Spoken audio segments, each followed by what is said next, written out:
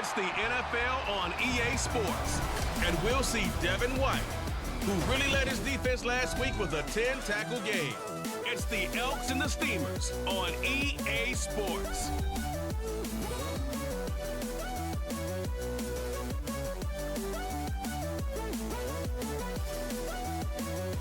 With a skyline of Manhattan as our backdrop, we are across the East River in the fabled borough of Brooklyn, New York.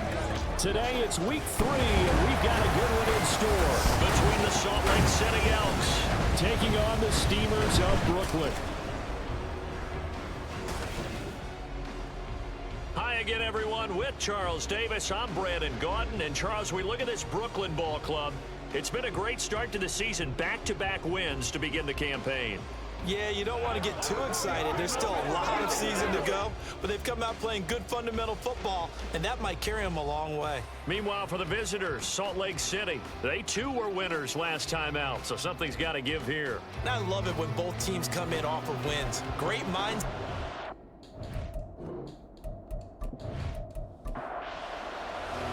Two weeks have come and gone. It's off to week 3, and we're underway on EA Sports.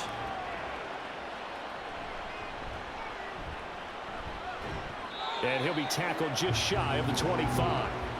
So out comes this offense to take over for the first time.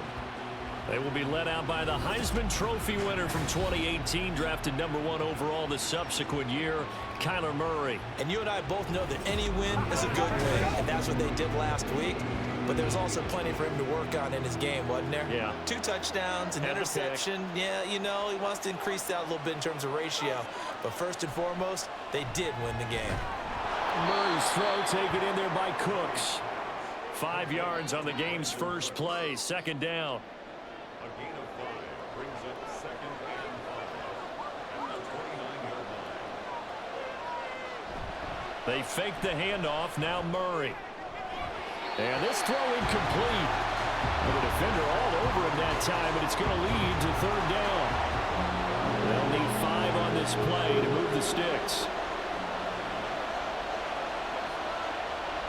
Now Murray.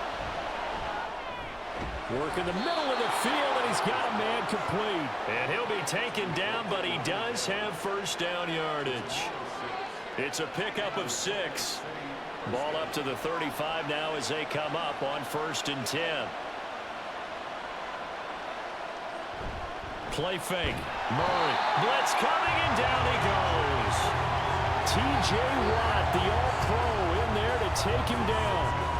You know it's never easy to get Kyler Murray down to the ground, and to do it with a sack on their first drive, what a great tone setter defensively. Oh, and no one's celebrating more than the defensive coordinator, because that's all he's preached all week long. Keep him hemmed in. Don't let him get into the open field and create big plays with his feet. To get him down in the pocket early, oh, that's got to feel great for them. Execution was one of their watchwords leading up to this one. And on that play, able to execute brilliantly here on this opening drive. So the big play changes the complexion of things. Here's 1st and 10 just outside the 30. Murray now to throw. This taken in by Kincaid. And they move this all the way down to the 9. Call that a very strong gain of 24. A lot of precision being shown on this opening drive. They've been methodical, they've been crisp, and as a reward, they're going to be set up with an early 1st and goal. And he'll take it into the end zone for a touchdown. Kyler Murray, his 6th touchdown of the season. And the Elks are on the board first here this afternoon. What an effort there. Sometimes you hold your breath a bit when you see your quarterback diving for the end zone. You don't want him to land on a shoulder wrong or take a big shot. But he looks none the worse for wear here, and that winds up a touchdown. Piñeiro's extra point up and good. And it's now a 7-0 game.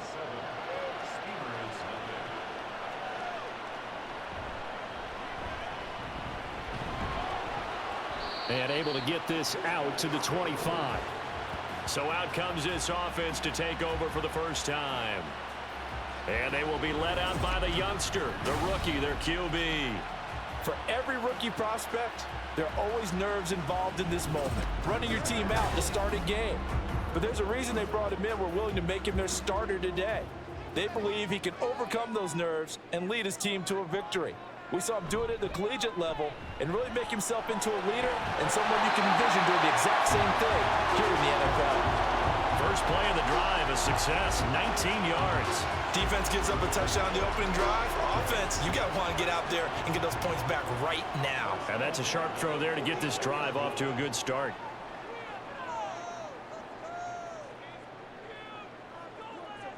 On first down, he'll drop to throw. He completes this to Russell Gage. And they'll get him down as he's inside the 40. 18 more yards there and another first down. Not only have they completed a couple on this drive, but they peeled off some pretty good chunks of yardage, too. Absolutely. Great start. 2 nice plays in the pass game. Now can they continue to feed off that? Back-to-back good plays have them on the move on first down. Now the first carry for Ezekiel Elliott. And he is met in his tracks behind the line of scrimmage.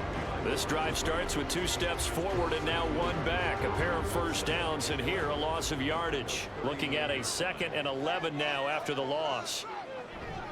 They go to Elliott again. But again, they stop him behind the line. That is read well for a 2nd straight play defensively. It'll go as a loss of a yard, so now they deal with 3rd and 11.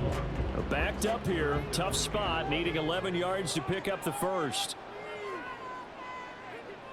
On 3rd down, he'll drop to throw. That's caught by his tight end, Gerald Everett. And he's taken down inside the 30. A strong pickup of 11 keeps their drive alive.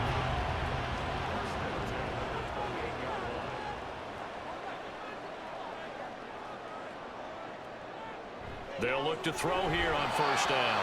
And this one's incomplete. Well, you think about what it's taken to get to this point. The Giants and the Jets, obviously historic franchises, shared the stadium for years. Never felt fully right. Well, now you got 2 New York teams with 2 different homes.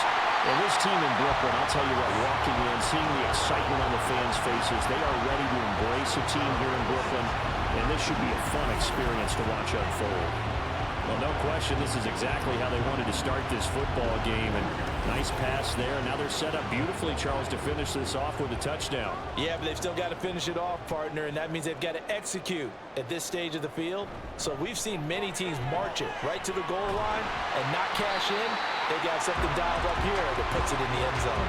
A pickup of 4 on first down. It'll be 2nd and goal.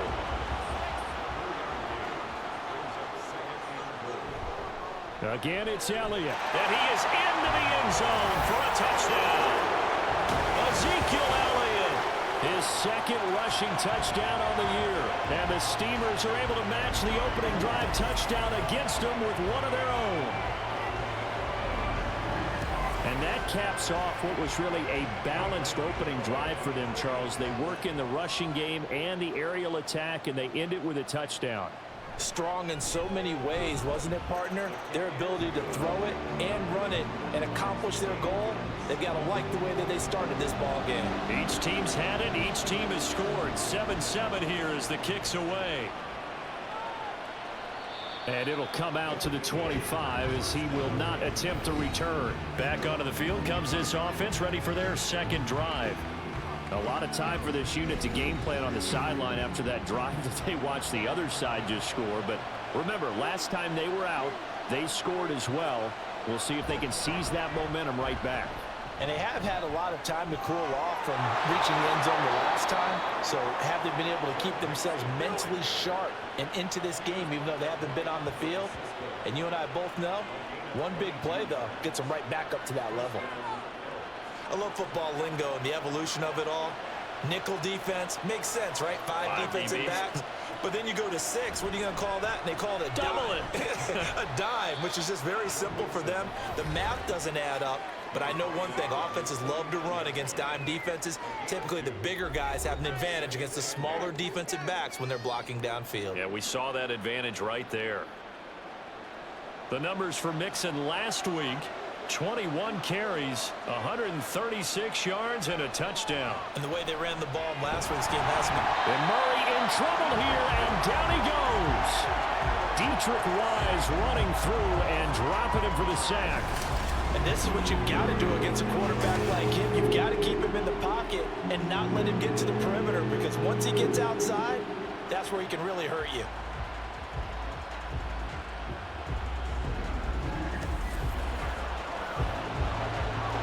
A tough situation to overcome here. 3rd and 17. Here's Murray. Nowhere to go here. He lost the football. Oh, one of the linebackers has got it. And they're going to take over right there at the 22-yard line. But that's a down and distance coaches always talk about trying to avoid, isn't it? I mean, that's 3rd and long. And you just know they're pinning their ears back and coming after him. Sometimes even with extra pressure. And he knew that. I mean, he knew they were coming. He just fumbled it. Yeah, he knew it. The offensive line knew it. Everyone did. Yet the pressure was still there, and he ended up coughing it up.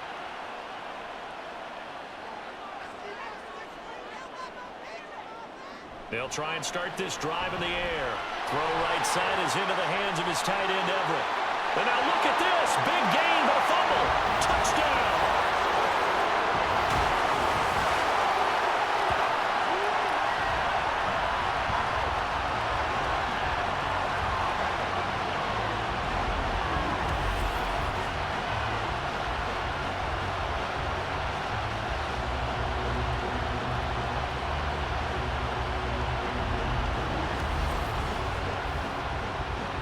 Gano for the extra point.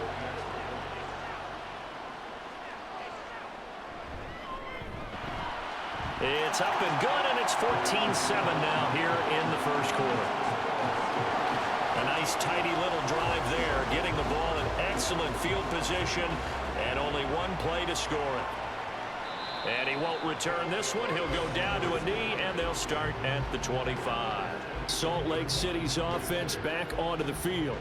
Last time out, they had the fumble. That led to the touchdown. Not a great look on either side of the ball as the defense gave up the points too, Charles. But they've got to take care of the football and do better here on this possession. It's certainly been a tough stretch, partner, for both of those units, and they kind of put their defensive mates in a really tough spot there by dropping the ball on the ground. But an easy way to make it up to them, get out there now and get some points on this drive. Now Murray throwing on 2nd down. This is caught. It's Cooks. And he slips up past the 45 before being tackled. Second catch for him today, and it'll wind up a 1st down. Charles, to move the chains that time, they had to complete it into double coverage, and they got it done. And it's never easy overcoming multiple defenders, but he sure made it look simple. Found the right spot to exploit and won his 1-on-2 matchup. Mixon with a 1st down carry. And he'll manage to pick up about 4 at 2nd down. But you look at this defense. They were very strong in that victory from a week ago. Anytime you can hold a team to less than 10 points, your expectation of winning that game is sky high. In fact, you'd absolutely be stunned. And he's going to lose a yard or 2. Taken down behind the line. T.J. Watt. Now 2 sacks for him already here in this first quarter of play.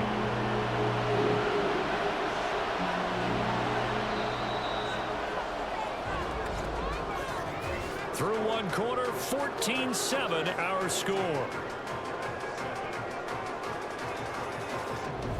Salt Lake City with the football here to begin quarter 2.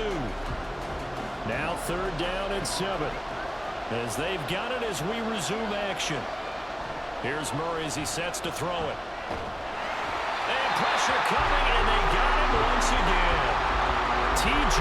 Watt, 2 plays in a row now that he has gotten in there for the sack, and it brings up 4th down. Well, Charles, this has been something to watch so far. This is where you really feel for a quarterback. He's been running for his life in this first half. Brandon, that's 5 sacks already, so you know he's got to be saying, can we get some more guys in here to block, please? Because if we don't, we're going to need another quarterback. 4th down, and on is Ty Long to punt. He was only asked to punt once in the victory last week as he sends this one away. Taking it about the 16. That'll go as a 39-yard punt. Give him 9 on the return. And out will come the offense as they take over.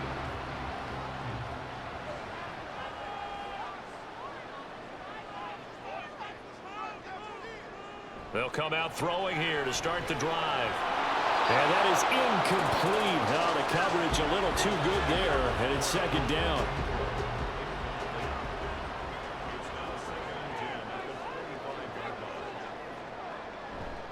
A handoff left, Elliott. And he'll be upended at the 28-yard line. Just a 3-yard gain there. Well, that's a good start to this drive on the defensive side of the ball. Force the incompletion on first down. Then you're able to shut down the running play on second. Yeah, I wouldn't be surprised now. A little bit of pressure going at the quarterback in the expected passing situation. Now throwing on third down there, but he cannot connect. That could be the stop this defense needed to get them back on track. They've been pretty well dissected by the offense here in the first half. After that possession, now they know that they can compete with this offense.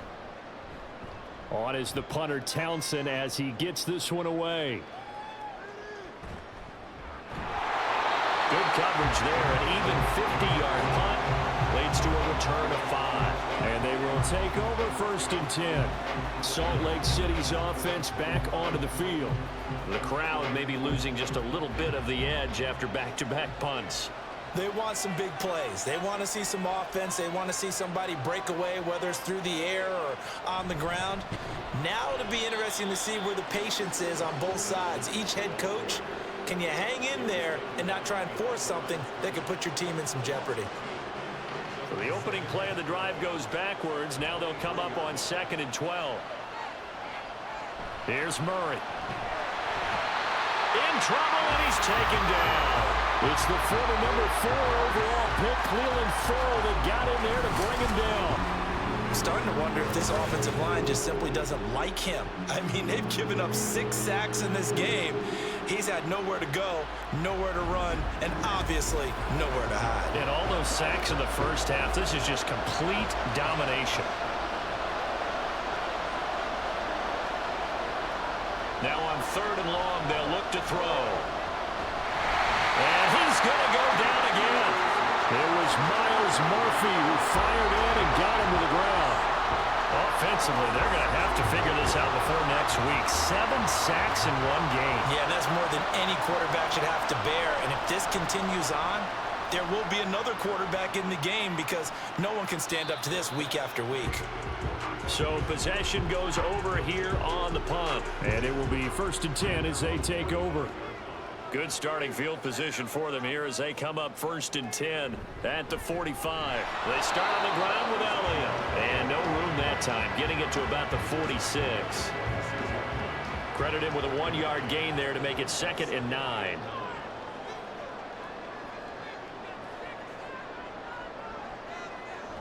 He'll drop to throw.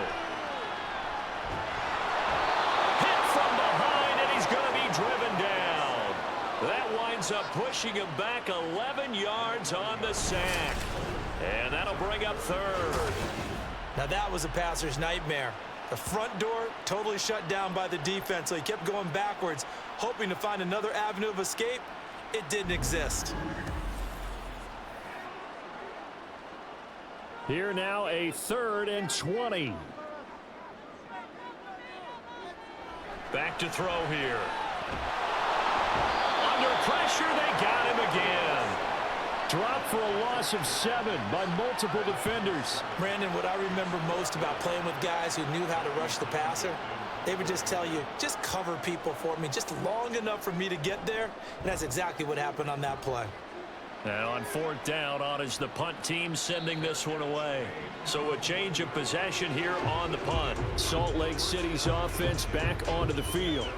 These guys definitely hoping for a better showing than their last appearance. They couldn't really even move the football much beyond the shadows of their own goalpost, Charles. We'll see if they can get a better, more sustained drive going here. Yeah, and every team that we ever talk to says the exact same thing. When you start a drive from that deep in your own territory, the goal is a minimum of at least 2 first downs, because even if you have to punt then, you change the field position, right? You flip the field a little bit. They didn't get that done. This time they want to string together a nice drive and help themselves out. Murray fighting, lost the football.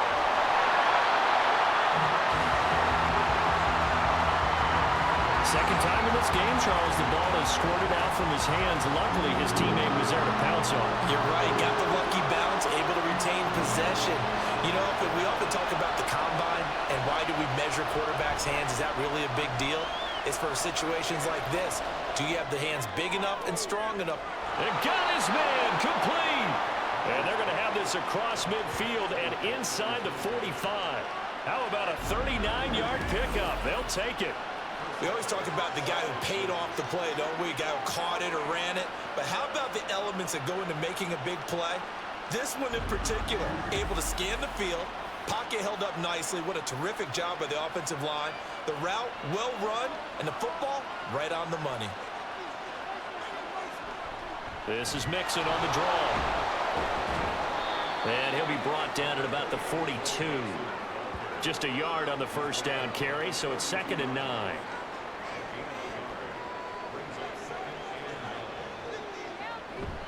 Again, it's Mixon. And he's going to get this inside the 30. 44 yards rushing for him now, and he's carried the ball just 5 times. I think they like this drive a little bit better there, partner. Running game helping out, picking up some of the slack. Because remember, the last drive, they went 3 and out.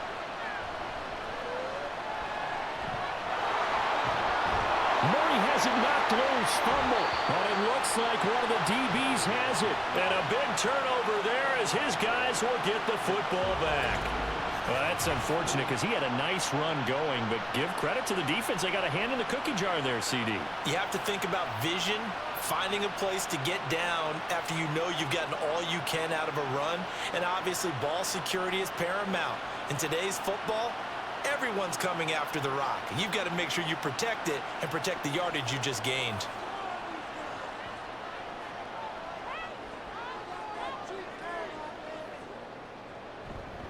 They'll start the drive with Elliott. And he'll take this up only to about his 18-yard line.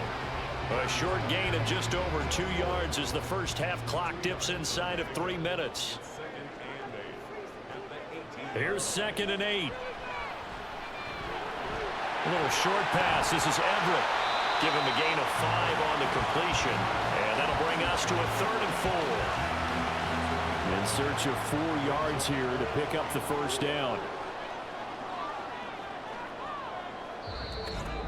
We've hit the 2-minute mark of the second quarter. 14-7.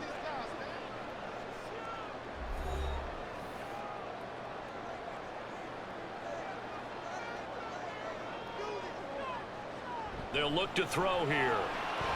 He's got his target. That's complete. And he'll be taken down, but he does have first down yardage. Give him 6 yards, and they do convert on 3rd.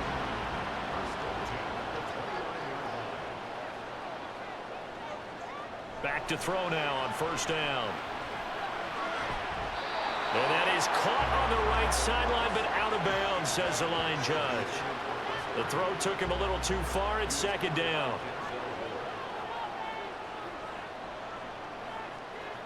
They'll stick with the passing game as he looks to throw. And completes it to Kirk over the middle. They get 6. That'll leave him with 3rd and 4. Fired that one in there, able to make connection on a nice in route. With those faster passes and they're going that fast, any hesitation as a quarterback that the deflection, if you miss, might be bigger and lead to an interception? Yeah, and the deflection works both ways. Maybe a defender gets a hand in the way and it pops in the air. And sometimes you throw it so hard your receiver can't handle it, and he pops it up in the air for the defenders to grab as well. But a moot point there as they were able to connect. And this one caught along the sideline, but they say already out of bounds. And the throw and I believe they buzzed down. They're going to take another look at this play with all reviews coming from the replay official here in the final 2 minutes of the half.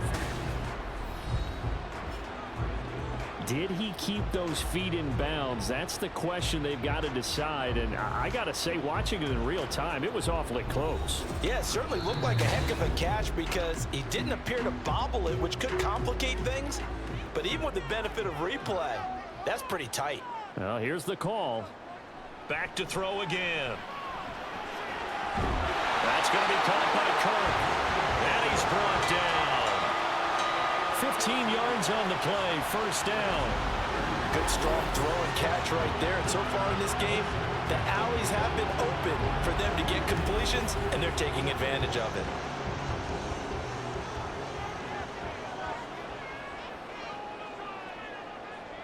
Again, he'll drop to throw. And his throw here is going to be incomplete.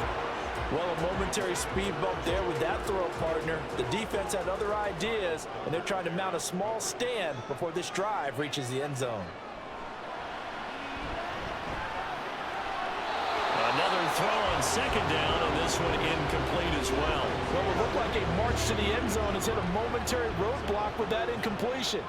No need to panic. They just got to come up with a high percentage play call and see if they can get their offense back on track. This is caught inside the 15. Now another timeout called for by the offense as they'll stop it with 13 seconds to play in half number one. And one more time, here's Kirk. And he's brought down. 4 seconds left, and there's the timeout.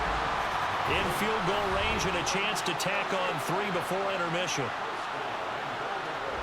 So with 4 seconds to go in the half, here's the field goal unit onto the field. From the left hash, he'll have to cut this at a tight angle. Gano's kick is good. So 3 points on the board, as easy a field goal as you're going to get, but I can see you shaking your head. I love that peripheral vision of yours, partner, because to me, if it's the fourth quarter and you're up 6, I get it. But now, even if you run and don't get in, you're still setting them up to go a long field, 98, 99-yard drive. How do you look at your defense and not give them that opportunity? So we reach halftime here in a 10-point game. As we'll get you down the coast to Orlando for Jonathan Coachman at our EA Sports Halftime Report. Coach. All right, Brandon, thanks. And welcome in everybody to our EA Sports Halftime Report. Time for a look around the NFL here in Week 3 of the new year.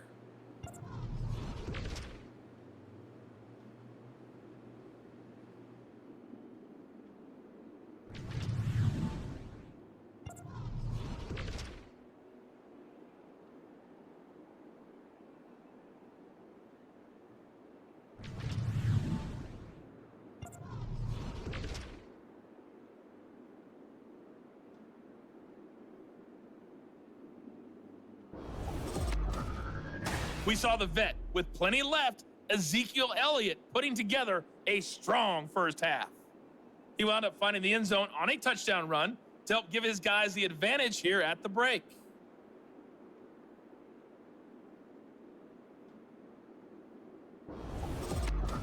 All right, Coach, thank you, and we welcome everyone back for quarter number 3.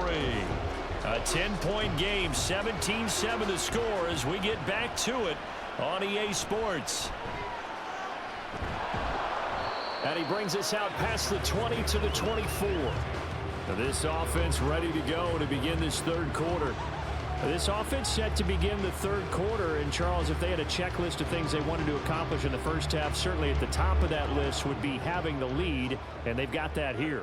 That's always the most important box to check, isn't it? But also, they've had some success in their passing game, so probably an empty box establishing the run. They're on pace for fewer than 100 yards in this one. So now they want to make sure that they get that going so they truly have a control in this ball game. And down the stretch, being able to be balanced, either throw it or run it, and try and win this ball game.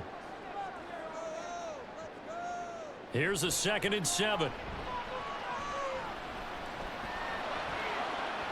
And that will be incomplete. Trying to dial up the long one way out there, but it'll be 3rd down. So 7 yards from the first down here as they come up to the line of scrimmage. Now back to throw. And he will be hit from behind and run over. Wow. Give the sack to Lorenzo Carter. They need to stop to get back into this game, and here's one right to start the third quarter. Yeah, anytime you go to the lockers with that 2-3 score deficit, you're right. You need that stop, get the football back, and they've done just that. Series to series, play to play. And on now is the punter as the drive goes backwards, so he's on to punt it away. Averaging over 50 yards a punt so far as this one's away. Take it at the 37. A nice return that time of about 14 yards. And this offense, they're going to have excellent field position. They take over with a 1st and 10 on the short side of the field. Now we take a glance at the offense as they work their way back out for their first possession of the second half. Murray now on first down. And that's going to be incomplete. That was a classic example of trying to run with the ball without securing the catch. He was thinking about those rack yards instead of making the catch first and then taking off. Now left side, a completion to his tight end. They do get a couple, but they'll be left staring at a 3rd and 8 coming up. They'll be in search of 8 yards here as they hope to convert the first down. Now Murray. And he can't get rid of it. He's taken down. It'll go as a sack, a loss of 3, and in turn, it takes us to a 4th down. Here's Ty Long now as he's on to kick it away.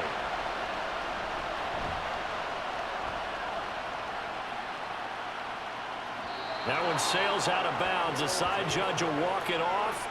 And he says it went out of bounds at the 9-yard line. Nice punt. Here's Brooklyn to once again go on offense. And our game's hit a little bit of a lull here. A little bit of a snag. Punts on back-to-back drives. And old school coaches don't necessarily mind that. Didn't turn it over, right? Didn't create a big play for the other team. Right now what you're looking for is, can you gain an advantage in field position? And that's what both teams are seeking right now. Yeah, they'll be seeking to gain that advantage here on this drive. A second down pass play there, but it's incomplete. Going with a dime look on defense. 2 extra defensive backs on the field and covered up essentially every blade of grass. That allowed them to disrupt the play. On play action, they'll throw. And this one is incomplete. We know it's not an easy job to go out and catch passes when people are trying to tackle you and knock the ball away. But the bottom line is, that's a pass he's got to have and a pass he should have caught. So from their own end zone here, this kicks away. And now a fair catch called for and taken just outside the 40-yard line. Salt Lake City's offense back onto the field. And Charles, a very uninspired effort. The last time we saw them out there was a quick 3-and-out, then they punted the football. Yeah, and you never want to get stopped so soundly during a series, but what would be even worse now is letting it happen again right here. They've got to get going. And they'll get this well past midfield before being stopped just before the 35. 65 yards rushing for him now on just 6 carries to this point. Pretty explosive run on that inside handoff, and when you're a runner of his caliber, you don't need a big crease. You really don't, but also what we're seeing is an offensive line that's taking charge at the point of attack, aren't we? Not only are they controlling the initial contact, they're actually utilizing what they call the strain, the next 2 to 3 seconds, to continue to move people. And he can't find anywhere to go with it, and he goes down. Dietrich Wise getting him once again, his 3rd sack of the afternoon. Work to be done here on 2nd and 16 after the sack. Murray now. Being chased out left. Under pressure again, and down he goes again. That's Drew Sanders who got in there and dropped it. And this dominant defensive performance continued on that play. This poor quarterback has now received the protection he needs and has had to pick himself up off the turf far too often. Here's Murray from midfield. And this is going to be incomplete. We've got to give out a little applause on that play. It has to go to the defense. More good work by them. They've taken away the passing lanes all game long, and you can see the frustration that it's causing because he just about threw that one into the first row. And this one will not be returnable as it sails out of bounds. Here's Brooklyn to once again go on offense. This crew had to punt last time they had the ball, but when you've got a lead like this, you content to play the field position game? You are to an extent, especially if you like your defense, because you have the lead, you've been controlling the game. But why put them in a tougher spot? You want to get out there and get something done on offense and maybe take command of this game yourself. 2nd down and 4. Out of the gun, they'll look to throw.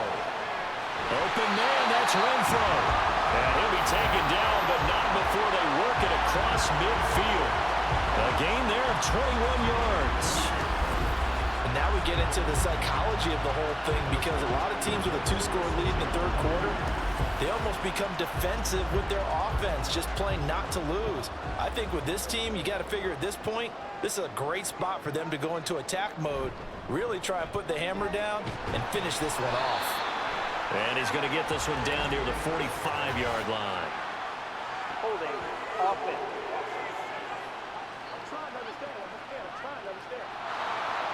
Yeah, so they get that one, Charles, on the right tackle. Yeah, oftentimes in that spot, you're trying to work against a defender, trying to set the edge in the running game, and you're trying to drive around and get your body twisted so that he can't get there. Sometimes your hands get too involved.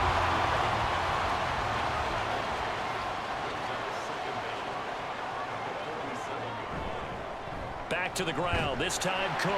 And he picks up about 6 as he gets this down to the 41. Well, you certainly have to give a little credit here, because they're playing this game now at their pace. This is ball control football, sustained runs, taking their time and making it work. A throw there, but that's going to wind up incomplete. Sometimes the game is pretty simple. Put a few extra defensive backs on the field, give them nowhere to throw the football, force the incompletion, and get off the field on third down. They'll look to throw.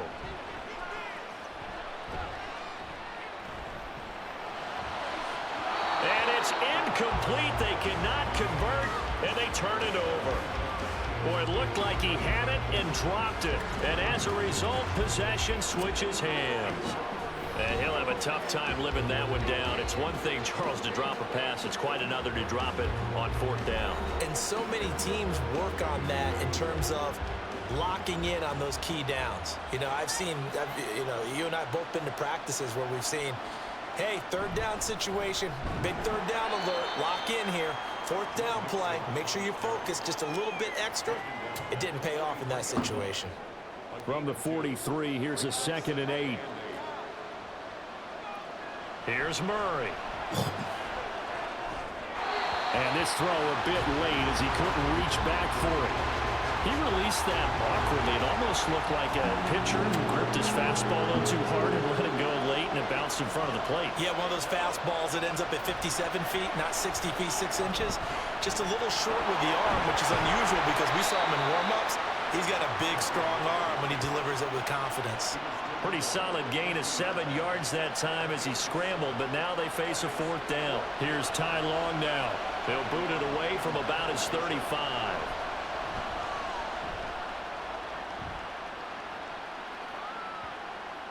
And that hits at the 6 and carries into the end zone for a touchback. Here's Brooklyn to once again go on offense.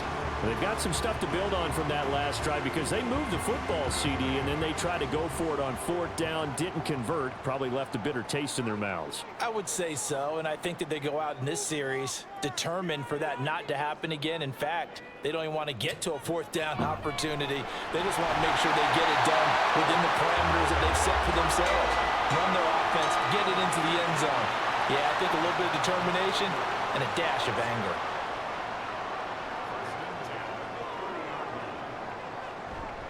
They go play action here on first down. That one complete downfield to Kirk.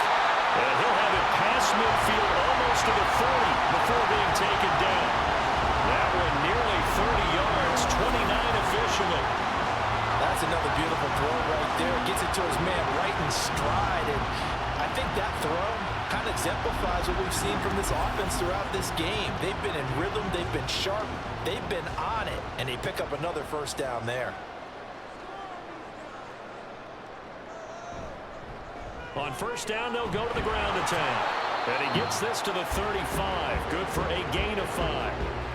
That was a really nice job by them picking up the run blitz and detecting it and blocking it and turning it into a nice run. And a lot of times you think if you blitz a running play, you're going to smother it. But a lot of the blitzers, they come in a little bit high. They don't have great leverage, and they're easily blocked and turned to the side. Third down and 1.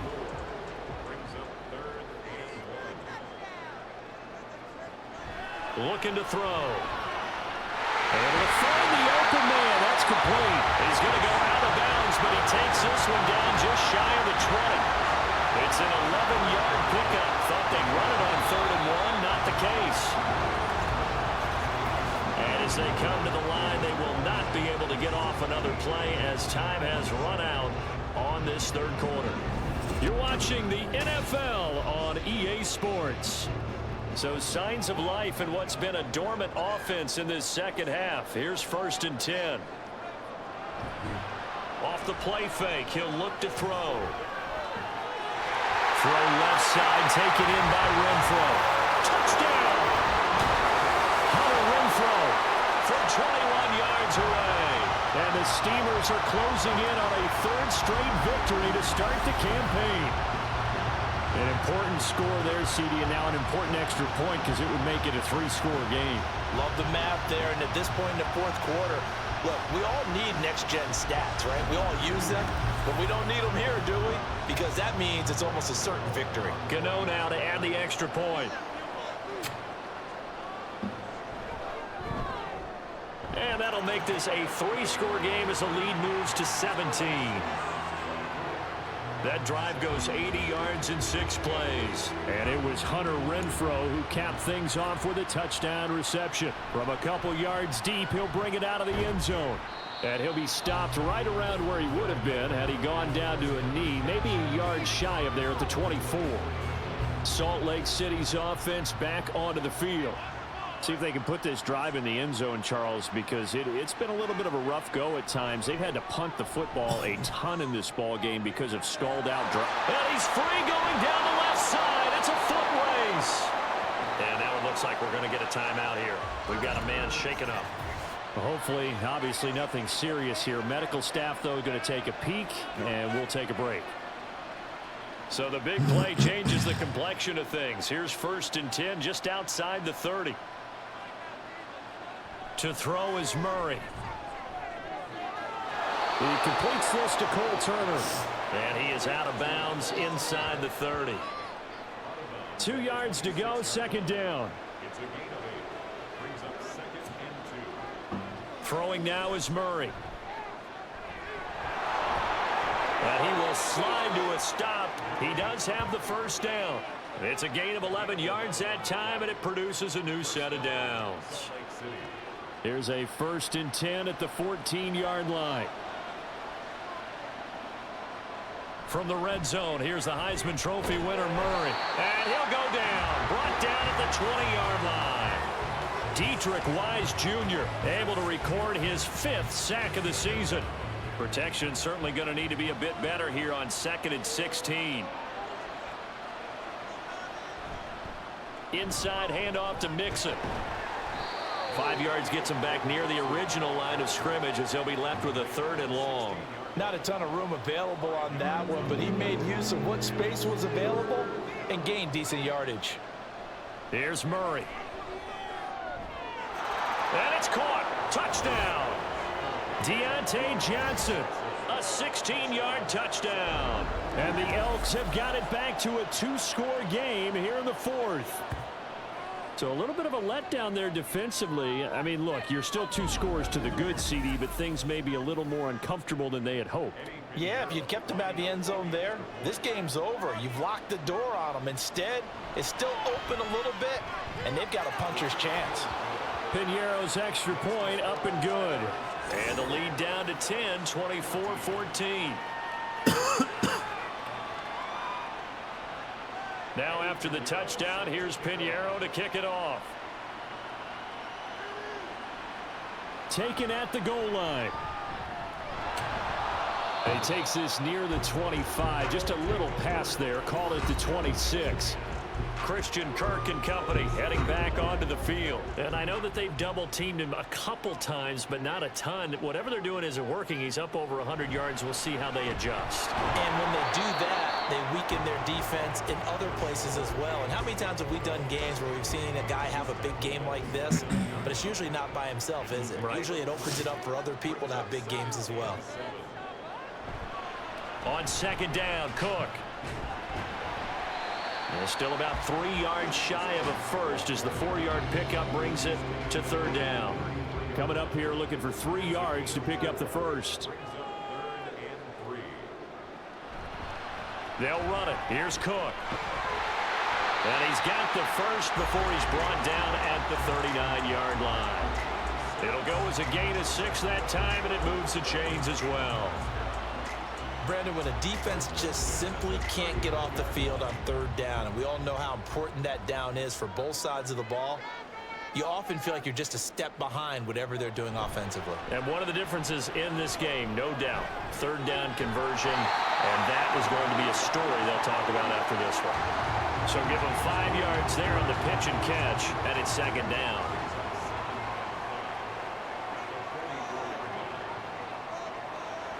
Back to throw here. Renfro bringing it in over the middle. A 5-yard pass on 1st down and another 5-yard connection there. First and 10 at the 49-yard line. Back to the ground. Cook taken down at the 47-yard line.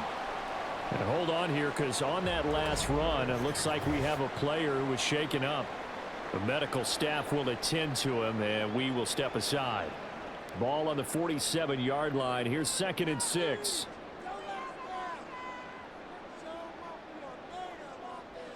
Now they'll try and set up the quarterback draw here. And he is going to lose yardage here. That's going to go down as a loss of 5, and it brings up 3rd down. When a draw works, it can be a thing of beauty. But when it doesn't, oh, it can be ugly. And in this case, loss of yardage ugly. Work in the middle of the field, and he's got a man complete. And he's got this down to the 35.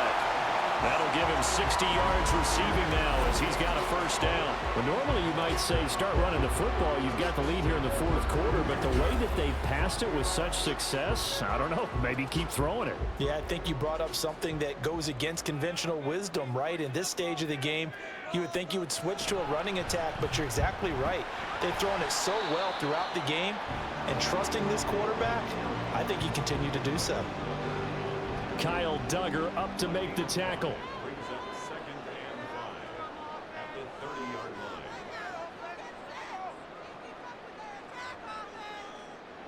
2nd and 5.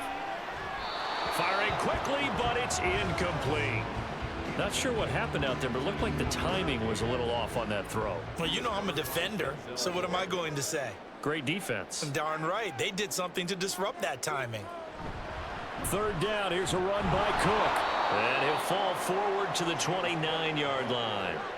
Just a yard on the run there, and that's going to bring us to a 4th down. And the big fella stuffed that one up in a big way. I think doubling him has to be a priority because you can't move up to the next level if you don't take care of him first. So now one of the biggest kicks of the night is forthcoming. Made his first. This now from 46 yards away. Gano's kick is good, and that will extend their lead even further.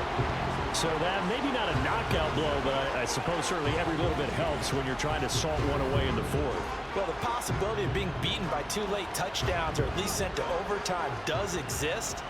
But time, definitely a big factor at this stage of the game, is in their favor. Salt Lake City's offense back onto the field. This drive here beginning probably with a pair of motivated groups. Remember, the offense scored a touchdown on their last time out, looking to repeat that in Charles's defense. They were very frustrated after giving up 6 the last time on the field. And frankly, it's just a battle of wills in a lot of ways because you know they're both motivated, they both game plan for this drive, and they both have specific outcomes in mind. To me, it just comes down to who can execute better and which side can step up and assert its will over the other. To throw, it's Murray. He'll find his running back, Joe Mixon. And they'll get it up just short of the 45 at the 44. And quickly, they get to the line. Murray now on 1st down.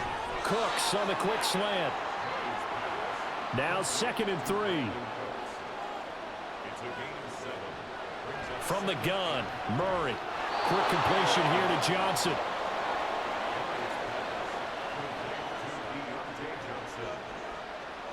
On 1st and 10, here's Murray. He gets it to Cooks. This will be stopped about 2 yards shy of the marker. 8-yard gain, 2nd and 2. Murray to air it out again. That's caught. It's Josh Downs. And he's got this down almost to the 20 before he's dropped. All 3 timeouts plus the 2-minute warning. Here's 1st and 10. Connecting over the middle with Downs. And he will be brought down, but a 1st and goal coming up as we have come upon the 2-minute warning. So it's our visitors with a football as we get you reset. They've got it 1st and goal as they look to punch in a late score. And it's caught. Now following the completion, we're going to get a stoppage here for an injury. So as the medical staff takes a look, we'll step aside. 2nd down, goal to go. Murray now to throw. And this is caught now for a late touchdown. So hold everything here. This one's not over yet. I'm not sure win-win is the proper term here, but it certainly felt like it. They got the touchdown they needed. But if I'm on the defensive side of the ball, okay, you got the touchdown, but it sure took you a long time. Yeah, because offensively there, you're probably hoping for a 1 to 5 play drive. That one ate up a little more time than they were hoping. You're exactly right. And if you have that 1 to 5 play drive, you actually build up momentum and even more hope. When they had to slog their way downfield, they got the touchdown, but it's almost like, yeah, you know, doesn't feel right. Exactly. Now after the touchdown, here's Pinheiro to kick it off.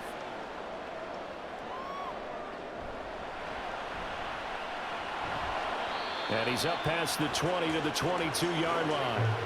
Here's Brooklyn to once again go on offense. And this game not quite over yet. And we'll likely see them take all 3 timeouts defensively, so they can't just kneel this one out. They're going to have to try to run a few plays. You're exactly right. They've got to get a 1st down and make them use up all their timeouts in order to feel like they have this one in hand. Now the defense going to use the 1st of their timeouts as they'll head to the sideline and talk over what to do next. Now fake on the jet sweep as they run with Cook up the middle. And he is going to have a 1st down here, and that should be the one that seals a victory. And now it looks like we're going to get a timeout here. We've got a man shaken up. While they come out and take a look at him, we will step aside for just a moment.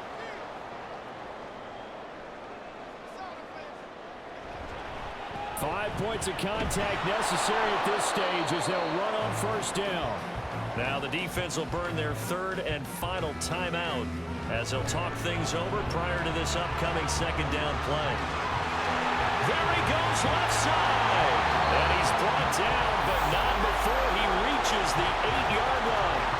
This defense needs a big play in the worst way because so far they're not putting up much of a fight. If they don't get a stop here soon, this game could be over for them.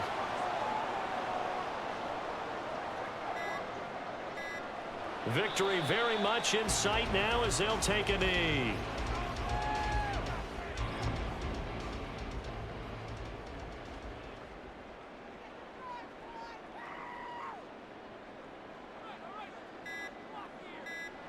Down to a knee one more time, and that should just about do it.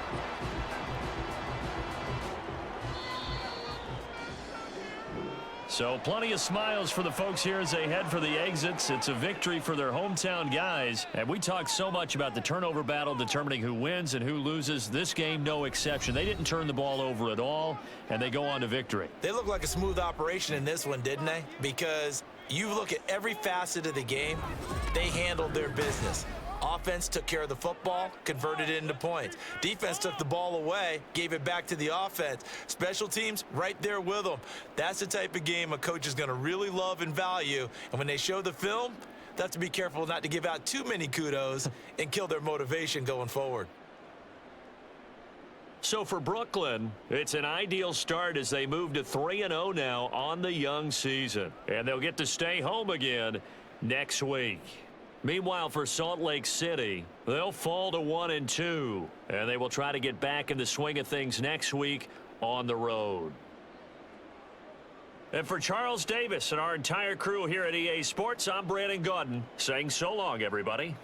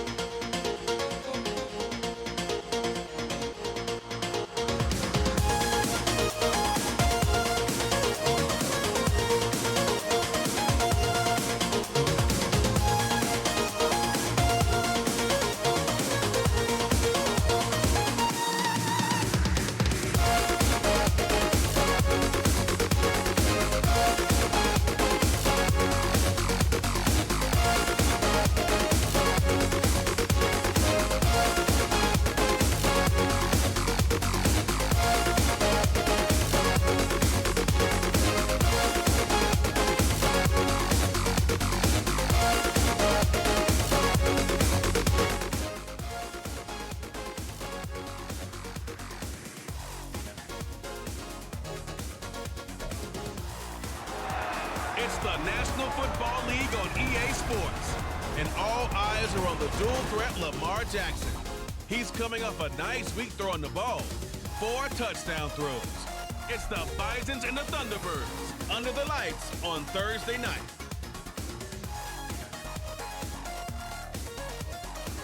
EA Sports coverage of the National Football League brings us to the Sooner State and the hard-working capital of Oklahoma City. Tonight, we kick off Week 3 with a great Thursday night matchup, as it'll be the Thunderbirds of Rio de Janeiro and the Oklahoma City Bison. Alongside Charles Davis, I'm Brandon Gaudin. Charles, we look at this Oklahoma City team as they enter play here.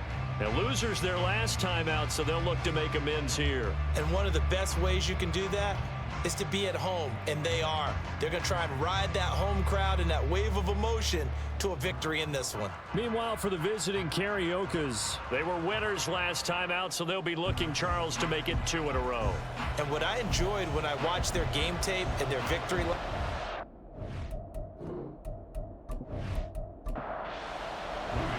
Two 1-1 teams here, each looking to move over 500, and we're underway here in Week 3. And no run back here, so they'll bring it out to the 25. So out comes this offense to take over for the first time. They'll be led out by the final pick of the first round in 2018 out of Louisville. It's Lamar Jackson. And I think if you're handing out hardware through 2 weeks of the season, he might be your MVP. Already 7 touchdown passes in just 2 games. As we do know, though, in real life, they don't hand you out anything this early.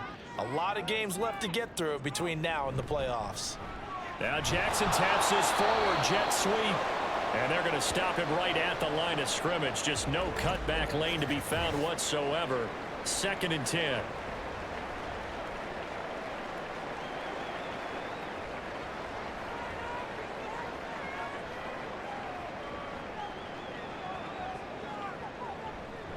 First carry for Christian McCaffrey. And from the 25, they work this to the 29, a gain of 4. When you look at this defense, they were very strong in that victory from a week ago. And what I saw on film was nearly an unstoppable pass rush. They had 5 sacks last week, plenty of hurries. So now do you just max protect on offense, keep everyone in and run, 1 or 2 receiver routes to make sure your quarterback stays up? We'll soon find out. So the yellow flag came out, and that leads to a new set of downs for this offense. 1st and 10.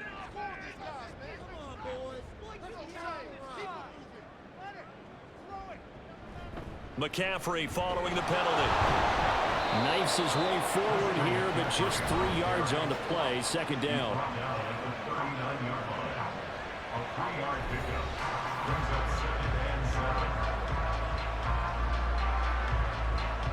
Here's 2nd and 7. Here's Jackson to throw. That ball caught. It's Mark Andrews, the tight end. And he'll be taken down, but not before he works it past the 50. Give him 14 on that one and a 1st down. I think when they look at their offense, they think to themselves, weapons everywhere, and they want to move the ball around. They want to spread it to different people, but you absolutely know they want to get this man involved as well, and that's what they just did on that play. Now Jackson on 1st down. He's got it complete to Stephon Diggs. And he's taken down inside the 30. Another strong gain on the last 2 plays. They've moved it a combined 33 yards. First and 10 at the 29-yard line. Play action. Now Jackson. And he's got his big tight end over the middle, complete. A good pickup there, 21 yards. Just picking up yardage in bunches here these last few plays. They have moved right down the field, and just like that, they can be set up with a 1st and goal. At the 7-yard line. Jackson will throw again. And it's caught. Touchdown. Mark Andrews, his 5th touchdown now on the year. And the Bisons will claim the early lead as they're on the board first here tonight. With these Thursday night games, sometimes you get those quick turnarounds. You wonder how a team's going to start. They started really well. Everyone's always wondering, going into a Thursday night game, who has their legs, who has the overall health of a team. But mentally, if you get that early edge, the other team might think to itself, it's been a short week, we're not really ready to go. You might run them into the ground that way. That's why getting that early score means a lot. Point after, right down the middle. And that makes the score 7-0. After the touchdown, Sloman to do the kickoff honors.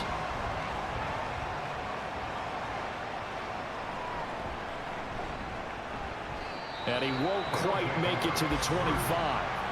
So out comes this offense to take over for the first time. They're led onto the field by the former Cal Bear and the #1 overall pick in 2016, Jared Goff. And he's had good success here already this season throwing the football. 6 touchdown passes in his 2 games. He's really got this offense playing with a lot of confidence, trying to establish themselves early as a Super Bowl contender. They'll start with the option. And he got blown up on that play. Back at the 20. That's going to go as a loss of 4, and it'll be 2nd down. And not a lot of success to be found there. Oh, you got that right, partner, because if you're trying to make guys miss about 10 yards or so downfield, that's a pretty good play. But if you've got to do it in your own backfield, I consider that a problem. That doesn't work too well. Call it no gain there, and now they're looking at a 3rd and 13. Not an easy spot here. They'll be in search of 13 yards to try to pick up the first. On 3rd down, here comes Jacobs. And he's not going to sniff the first down here. He stopped at the 25. 5 yards, and that means they come up short, as they're going to have to punt here on the opening drive. An ideal start defensively. They already have the touchdown. Now they get the stop. Just like they drew it up on the chalkboard. Does that sound dated? Right? Am I out of touch a little bit? It's all right. All right, grease board, heck, computer, exactly what you want, though. Score on your first drive, stop them on the first drive defensively. And taken right at the 35. We'll call that a punt of 38 yards officially. Back onto the field comes this offense, ready for their 2nd drive. And they come into this one off the loss over the weekend. But you say if you're going to play a Thursday night game, this is the week to do it. It certainly is, because you get right back out there. You don't have time to dwell on things. And look, your game plan is going to be a little more limited, but so is theirs. So that's when you just appeal to your top players. Guys, you make plays in this one, we out-execute them, we can walk away with a win. Clock rolling as we hit the midway point of this first quarter.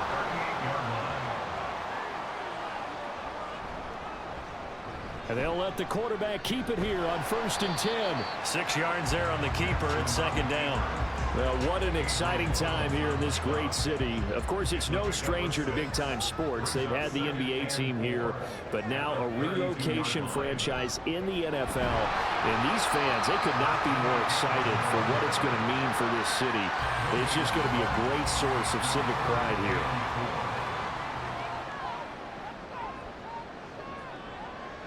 Jackson. He's got his target. That's complete. And he'll be taken down, but he does have first down yardage. 8 yards on the pickup there, and it moves the sticks.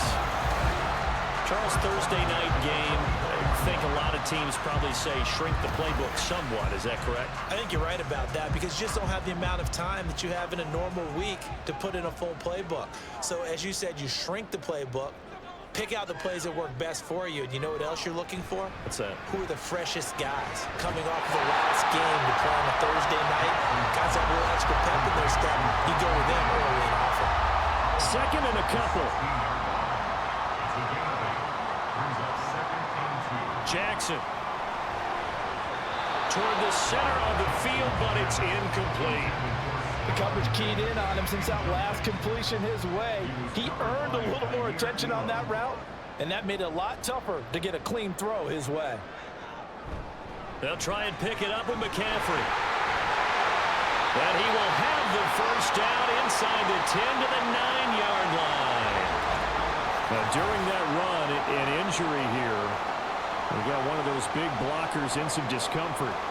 Well, the medical staff is going to come out here and take a look, and we will take a short break. Here's Jackson. And he's got it.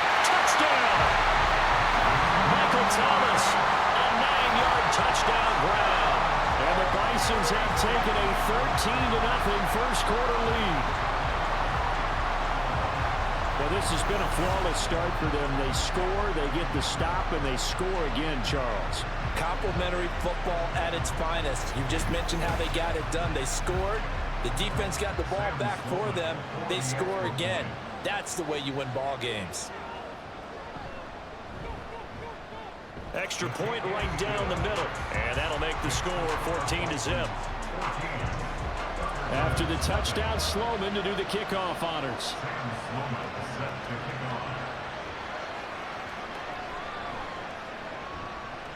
And he'll take it a yard or so past the 20, call it the 21.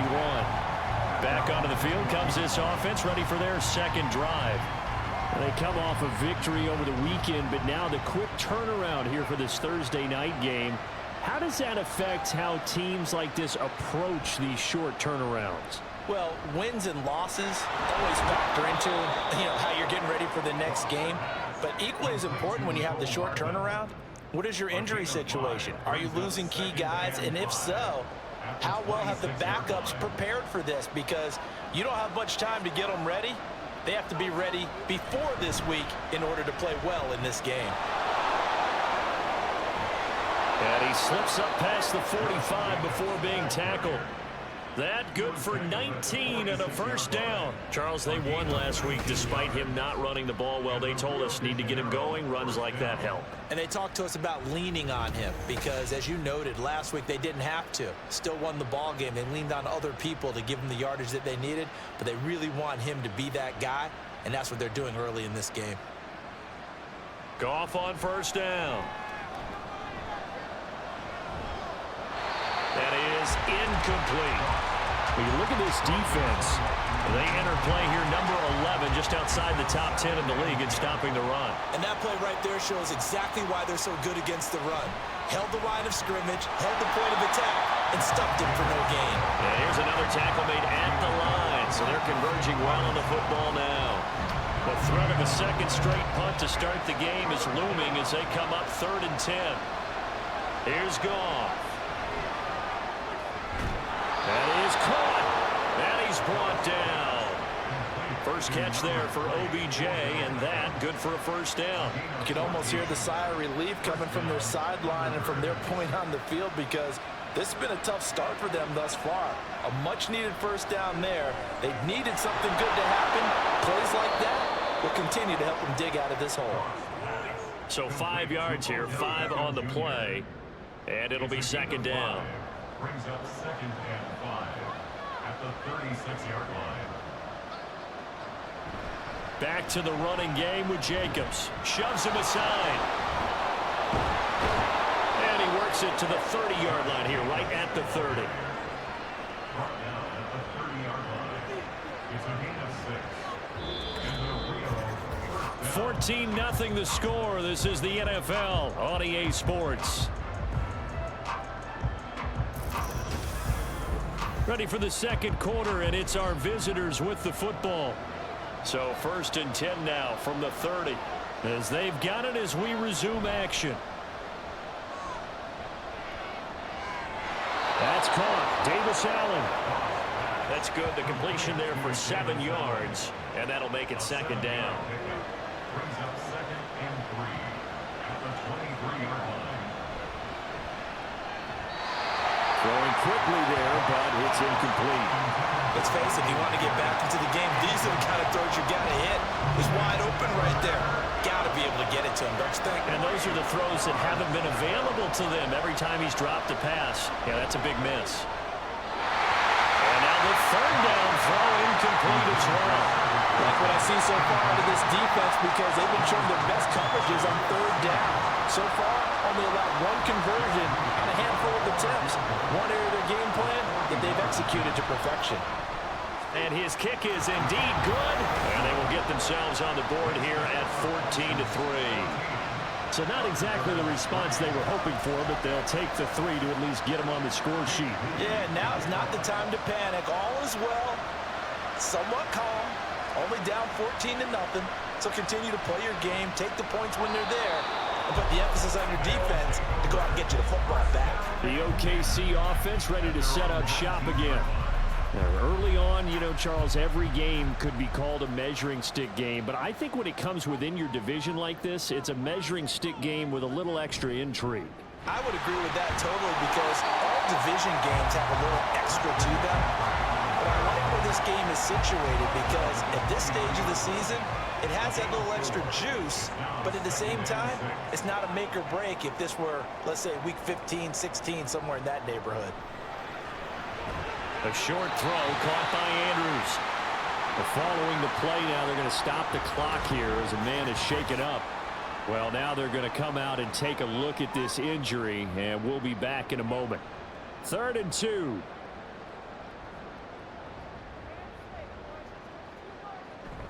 Off the play fake. Here's Jackson. Looking for Diggs, and it's intercepted.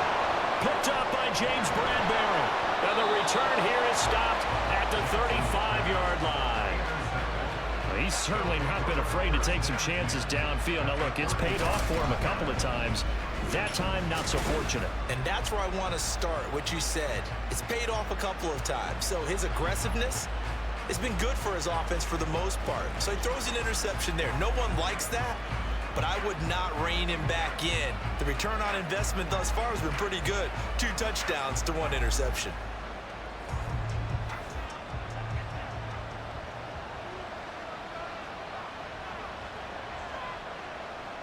After the interception, here's Goff. And he's going to go down. They get to him back at the 40. And now after that sack, we'll pause here a moment because someone was shaken up on that play. Well, hopefully, obviously nothing serious here. Medical staff, though, going to take a peek, and we'll take a break. And now the first throw for the backup quarterback. Throw right side going to be caught by Hardman. And they'll get this to the 30-yard line before crossing over out of bounds. They haven't made much of this great starting field position they had. Here's 3rd and 6. Out of the gun, they'll look to throw. Able to find the open man. That's complete. And they move this all the way down to the 9. They're able to convert on 3rd down, and that sets up a 1st and goal. And this is an offense in need of getting a few good things to happen. Here's one right here. They've had their share of struggles in key moments, but that's a nice throw and nice work after the throw. And they're set up now with a 1st and goal. 1st and goal, and they got to be thinking a chance to get right back into this football game. Here's Jacobs. And he maneuvers his way down to the 3-yard line. A nice pickup of 6 there to get him closer to the end zone, and it'll be 2nd and goal. Brings up 2nd and goal. On the option left, here's Goff. And he goes backwards on this one, losing yardage to the 7. Chalk that up as a 4-yard loss, and now it's 3rd down.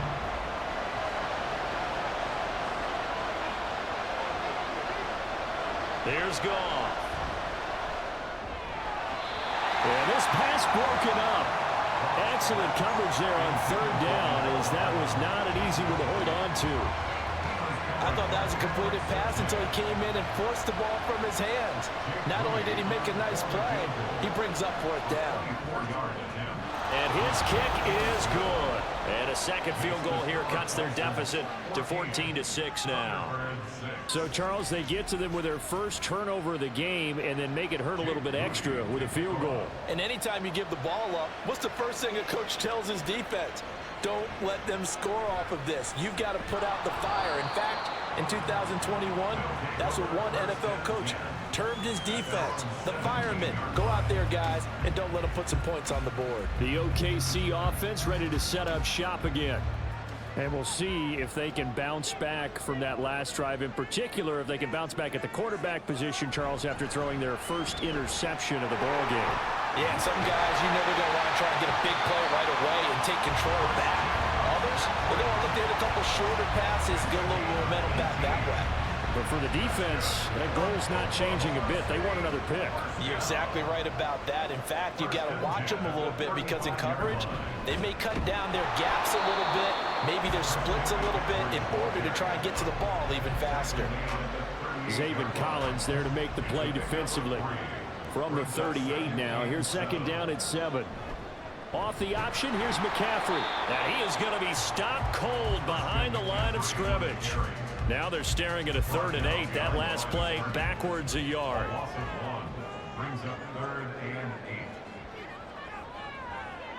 8. Now it's Jackson. Working the middle of the field, and he's got a man complete. And taking it across midfield and inside the 45. He had the touchdown earlier. This one's going to get him a first down. So he turned to a trusted, familiar face in that 3rd down situation. It paid off. Yeah, you go to your veteran receiver in that spot, so you can't underestimate him when he's on the field. Defensively, make sure you know where he is because he understands how to get open in key situations. Throwing on first down, it's Jackson. And he slings one that's incomplete. This could be the start of a nice stand from this defense now after getting walked backwards on this drive. Come through with another one here, and you have them staring at a 3rd and long, and that puts the defense in a position to dictate to the offense. And he's going to be stopped at about the 37. 47 yards rushing for him now in the ball game. The offense on 3rd down tonight, they've been good. 3 for 4 thus far. This time they face a 3rd and 2. Throwing is Jackson. And this pass broken up. And the contact well timed there. And now 4th down. I see the surprise in your face there, partner. That is a rare incompletion from him. He's been on point this entire game. He has percentage completion-wise way up. Not that time. Pass taken in by his big tight end. And he'll be brought down very close to the spot he needed. And it's going to wind up being enough. Maybe by less than a football, but a conversion nonetheless on 4th and 3. Jackson on first down. And that one drops down, incomplete. Good coverage there, forced the ball free, and it's 2nd down.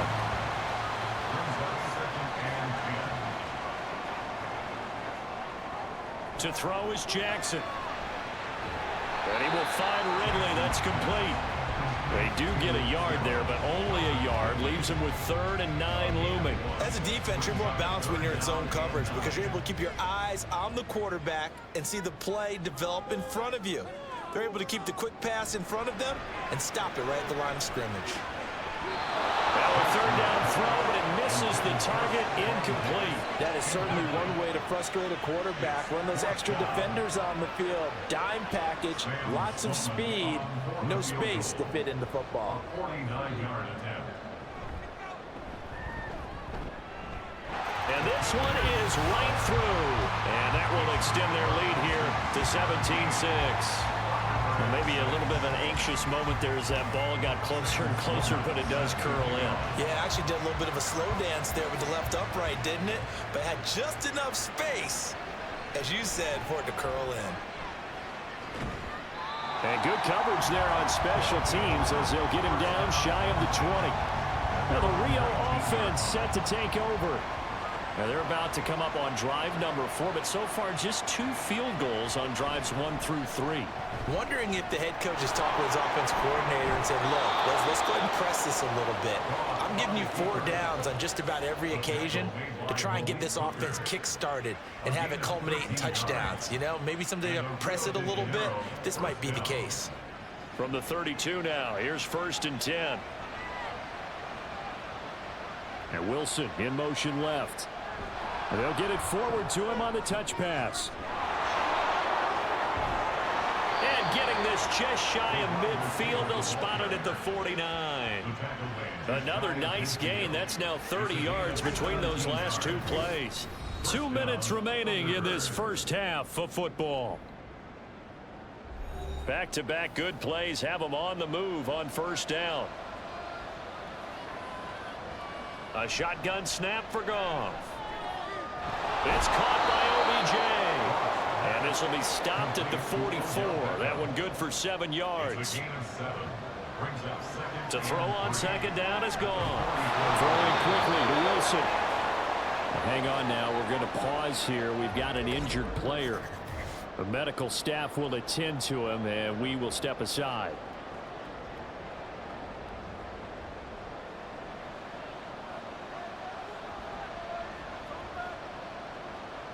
Again, Goff. And that's incomplete. It sort of looks like they stopped some fighting them on this series because it seemed like things were headed for the red zone. But this defense gets 2 more stops. They can keep them out of that area. Here's Goff now on second down. Caught left side. It's Beckham. And he's going to get this inside the 30.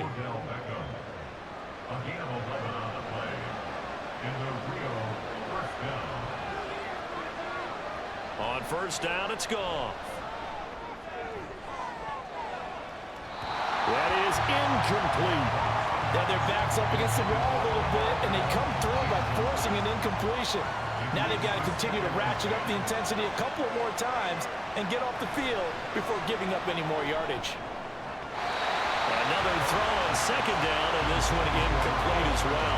That's a big force incompletion there to bring up 3rd and long, and this defense can still salvage a little momentum by forcing them to kick a field goal, because just a few plays ago, they looked like they were headed towards the end zone. And he's going to be taken down. Goff is sacked.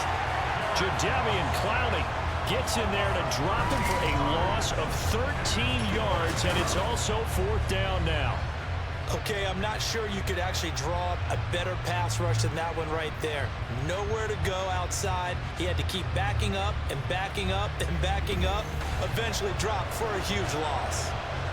So coming on now is the field goal unit. They're going to try for 3, and he'll need all the leg he's got here.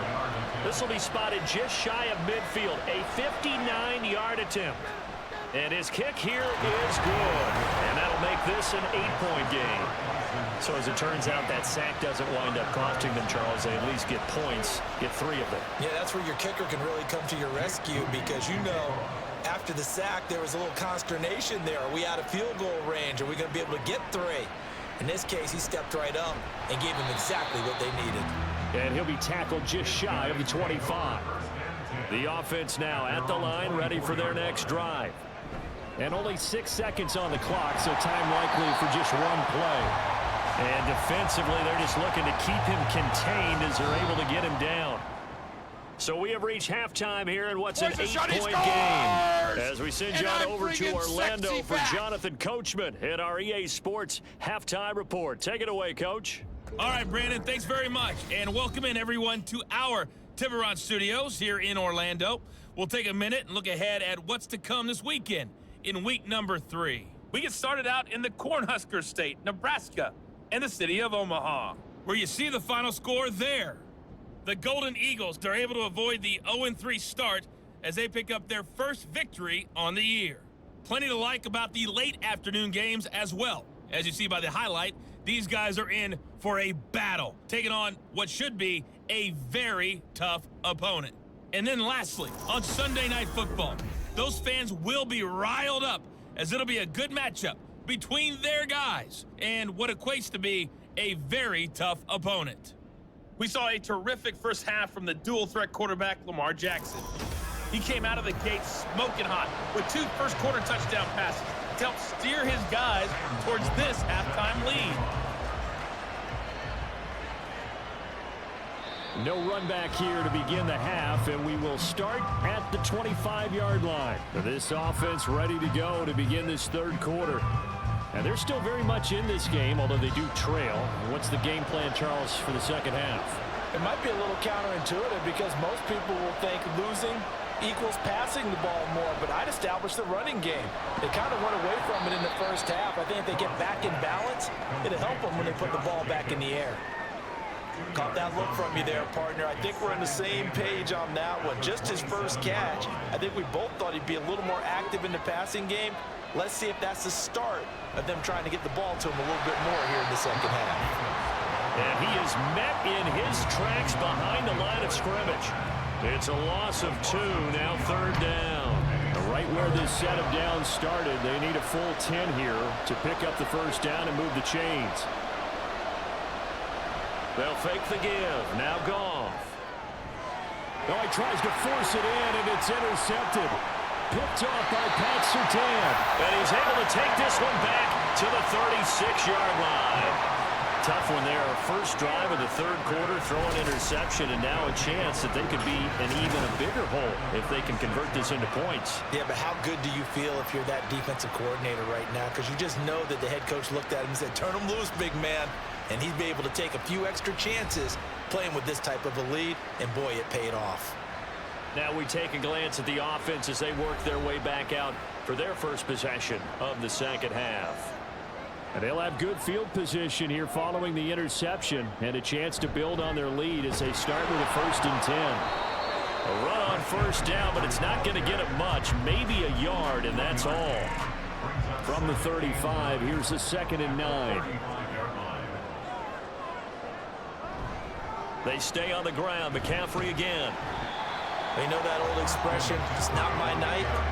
It hasn't been his so far. I don't know if the legs are a little bit heavy. Sometimes having to hang out all day and play doesn't exactly play to your advantage, but it's been a tough go for him. And every time he looks up, somebody's there defensively. That was the same case on that play.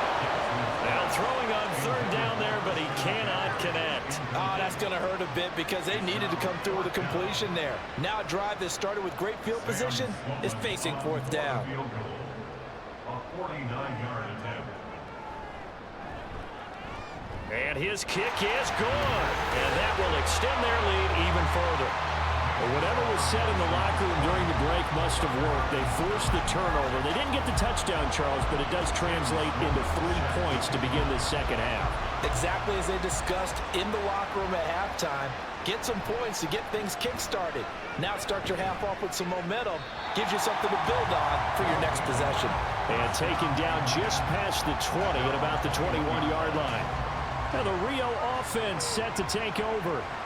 So now, Charles, this drive maybe a touch more important, trying to erase the memory of that interception they had the last time out. Yeah, and everyone goes through this because even the best in the game, you're going to have games where it just doesn't go right for you, and interceptions result. So, frankly, to me, it's all about how you respond, not just the types of plays that you call, but how you carry yourself, how you show your team that you're still with it, and how you continue to lead.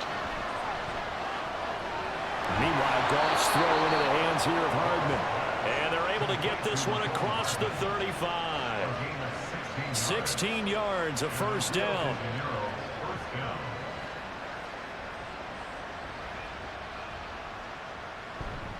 Jacobs going to try the middle. To the 43, second down. Oftentimes we praise an offense for their variety of being able to hit people with the run in the pass, but in this game, how about what we're seeing from the safeties? They are all over the field. Doesn't matter if they threw it or if they're trying to run it. I don't think... And he's going to be taken down. Goff is sacked. Maurice Hurst busting through to get him for a loss of 6. This offense in desperate need of a conversion as they come up on third down. Here's Goff. And the defense loses him. It's complete. And touchdown.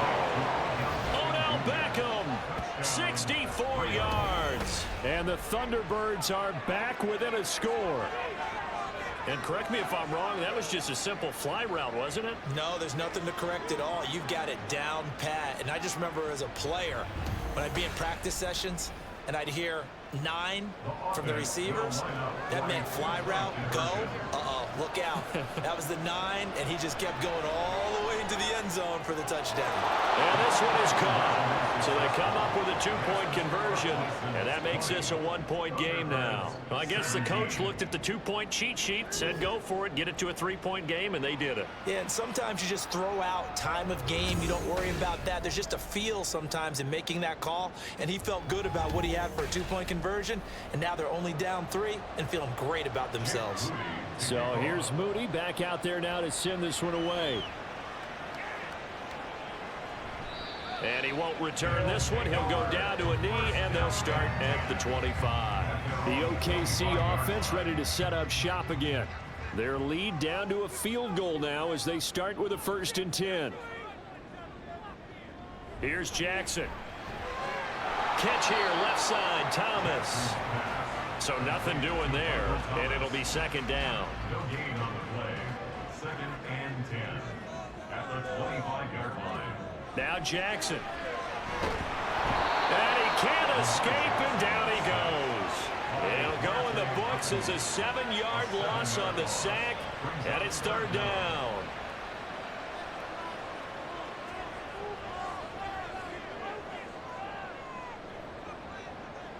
Jackson. Airing it out, looking for Ridley. That's going to be knocked away and incomplete. And that's a really good job there defensively. They went into this possession knowing that they needed to get a stop. They're in a tight ball game, and they got it done. Great work to force the 3 and out. Got the football right back for their offense. They've got to go to the sidelines feeling pretty good about themselves and encouraging their offensive mates to get some points. It'll be 37 yards there on the punt. Here now, time to discuss Odell Beckham Jr. Good day for him so far here in the 3rd quarter. He's hit pay dirt once, over 100 yards, but hey, it's the 3rd quarter. He's thinking, I want more, right? He wants more, and it just increases the confidence of his team because every play he makes, that means his quarterback is really feeling good about throwing the football. Probably feels like he can't throw an incomplete pass when he throws it to him right now. Yeah, he's looked really, really sharp. You always worry about those smaller receivers running through that gnarly patch of land in the middle of the field, but he did a really nice job there holding on to the football and protected himself as best he could while completing the play. Here's Jacobs on 1st and 10. Just a yard on the pickup there, and it'll bring up a 2nd and 9. I do know from experience that when you slow down someone's running game, you're now doing the dictating on defense, and guess what? Now you're getting ready to tee off on their quarterback because they have to throw it all the time. But you still have to be alert for the draws and other plays of that nature to make sure you don't get hurt. Yeah, that's on the guard, Wyatt Teller. And that false start penalty certainly not helping their cause here. 2nd down and long. Now gone. And it's complete to Mitchell. And give him 6 yards here as he's stopped near the 35 at the 34. Got to get to the 26 for a first. This is 3rd down.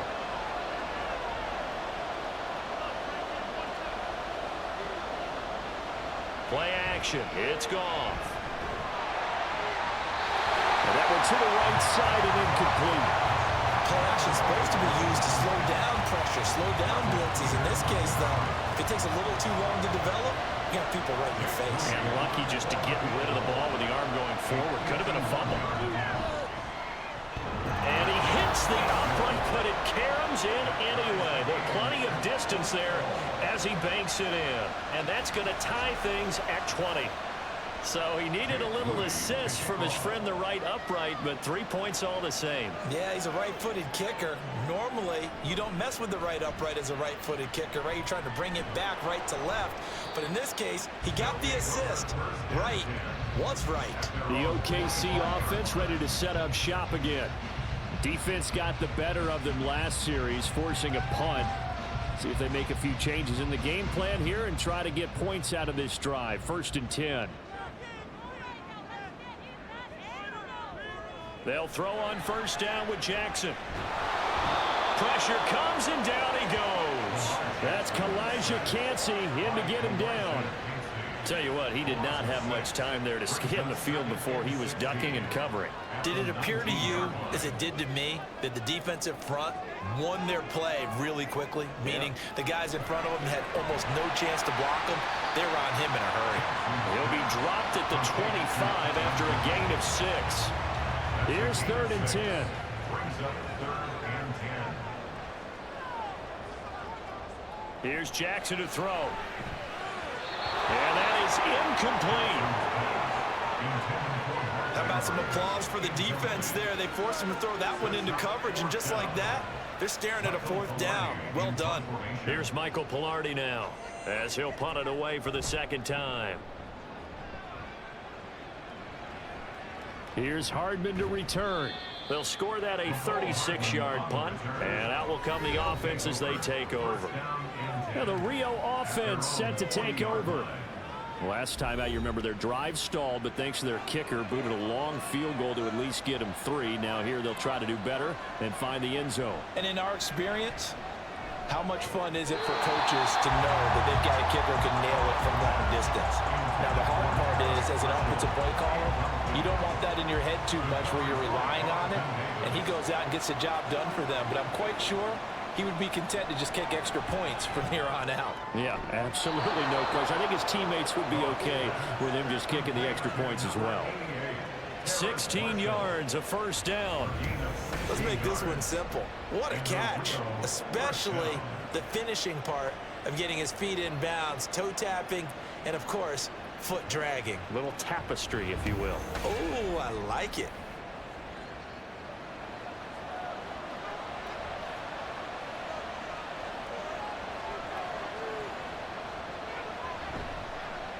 They run the option here on 1st and 10. And some good tackling there as he stopped up at about the 41. Give him 3 on the keeper there, and it is 2nd down.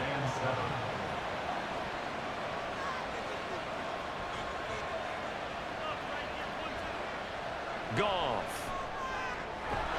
He finds his target, Beckham. And he's going to get this down near the 20-yard line. They call his number again. It's his 6th catch and a first down. Well, that certainly has to feel good. It's not all the time that the play caller should get all the credit. Sometimes I think in the huddle, the quarterback just says, hey, who's going to make a play for me? I just need something right here. And the end result there, nice first down. Drive keeps moving. And he'll go down, and that will do it for the 3rd quarter of action. 1 quarter remains here in this Thursday night matchup. You are watching the NFL on EA Sports.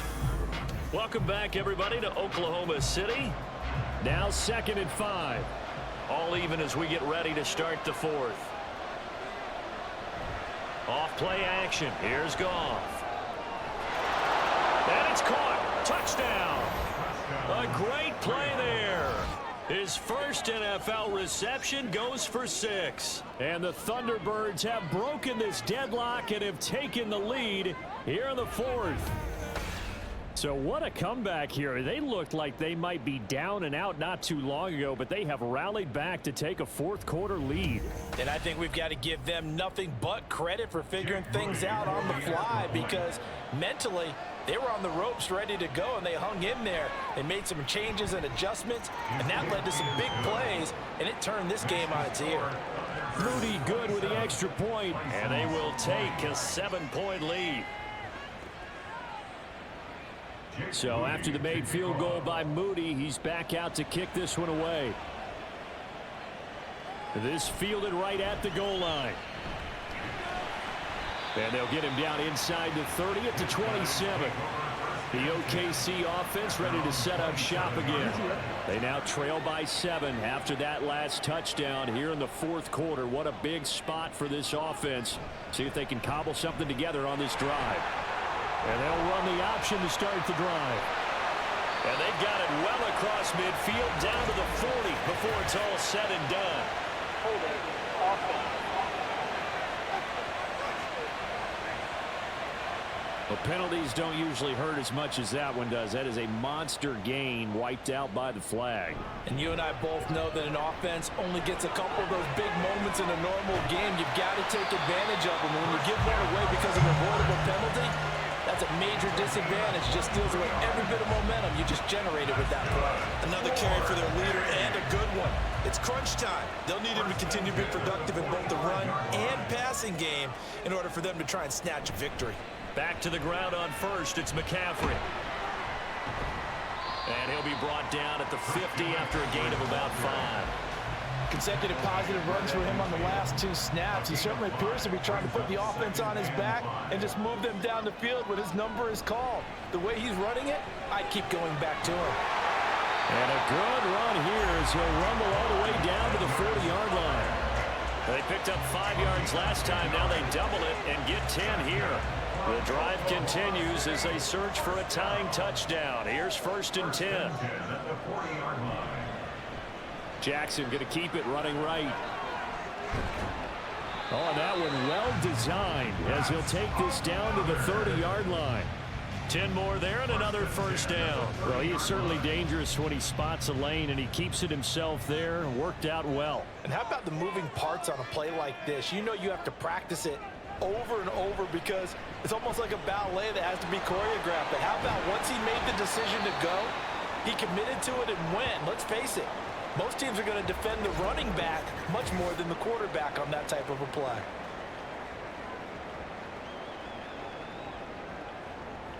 All runs on this drive so far. It's 1st and 10. Shotgun handoff now to McCaffrey. And he's brought down just outside of the 10 at the 11. 90 yards on the ground for him now as he has gotten better, really, as the night's gone on. Here now, 2nd and 4. Now they'll change things up. Stroud will throw it. This is caught.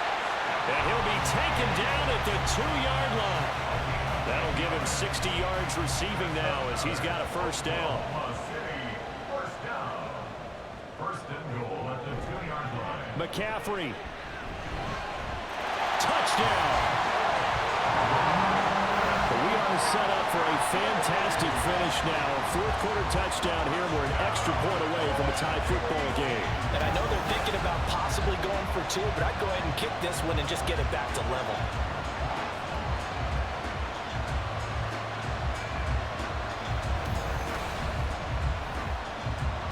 Sam Sloman now for the point after.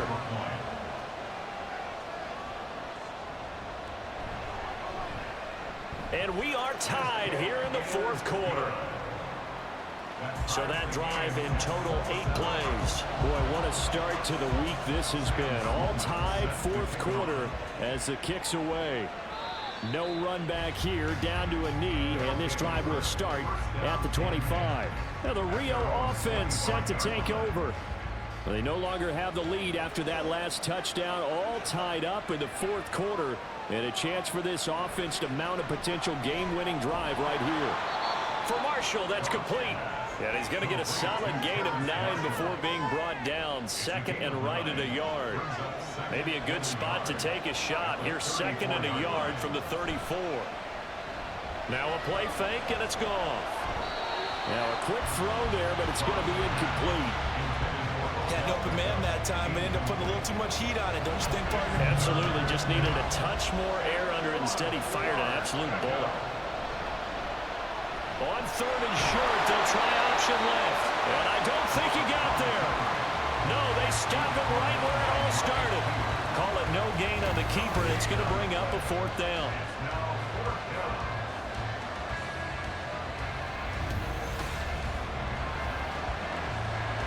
And they'll send out their punter now as he'll kick it away for the 2nd time.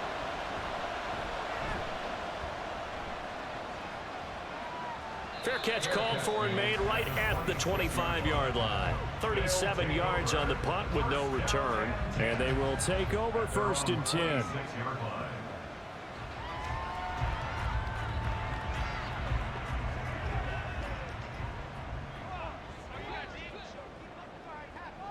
Here's Stroud. And that is incomplete. Had the right idea there, trying to throw it to the sideline, but he let him just a little bit too much, trying to get it out to his receiver. Ends up falling to the ground, incomplete. Now an option play on 2nd down. And he's upended after a gain of 2 out to the 27. But not much on that run, Charles. No, that's exactly the way to execute a run blitz there. They guessed correctly that they would move the ball on the ground, honed in on it, and stopped them. Mark that down for a win in the defense's column. Throwing there, but this pass is going to wind up incomplete. Oh, I thought he had that one, and that was nearly a big 3rd down conversion to give this drive some life. Instead, they're on the spot and help separate the receiver from the ball. Pilardi now on to punt as he sends this one away. And a fair catch called for and made just inside the 35-yard line. 36 yards on the punt with no return. And it will be 1st and 10 as they take over. Both teams working on short rest, but this has been one of the better Thursday night games we've seen as they come up here on 1st and 10. And this is going to be intercepted. Picked off by Pat Surtain. And he's able to get it back here to the 43-yard line. Well, we say it often, Charles, but not all interceptions are created equally, and that is a big one here in a tie ball game in the fourth quarter. And, Brandon, when games are this close, it usually comes down to the team making the fewest mistakes, and that was one of our mantras back at Tennessee. Coach Major used to say all the time, the team making the fewest mistakes will win. You've got to cut those down to give yourself an opportunity. The OKC offense ready to set up shop again. And the question, can they turn that interception into points? A tie game for the moment in the fourth quarter. Open man downfield is Ridley. Touchdown! Calvin Ridley, 43 yards. And the Bisons take the interception on defense and convert it into 6 points. When we draw up defenses on the board, we do account for every receiver. But on that particular play, somehow he was wide open, became an easy touchdown pass. Out for the PAT, here's Sloman.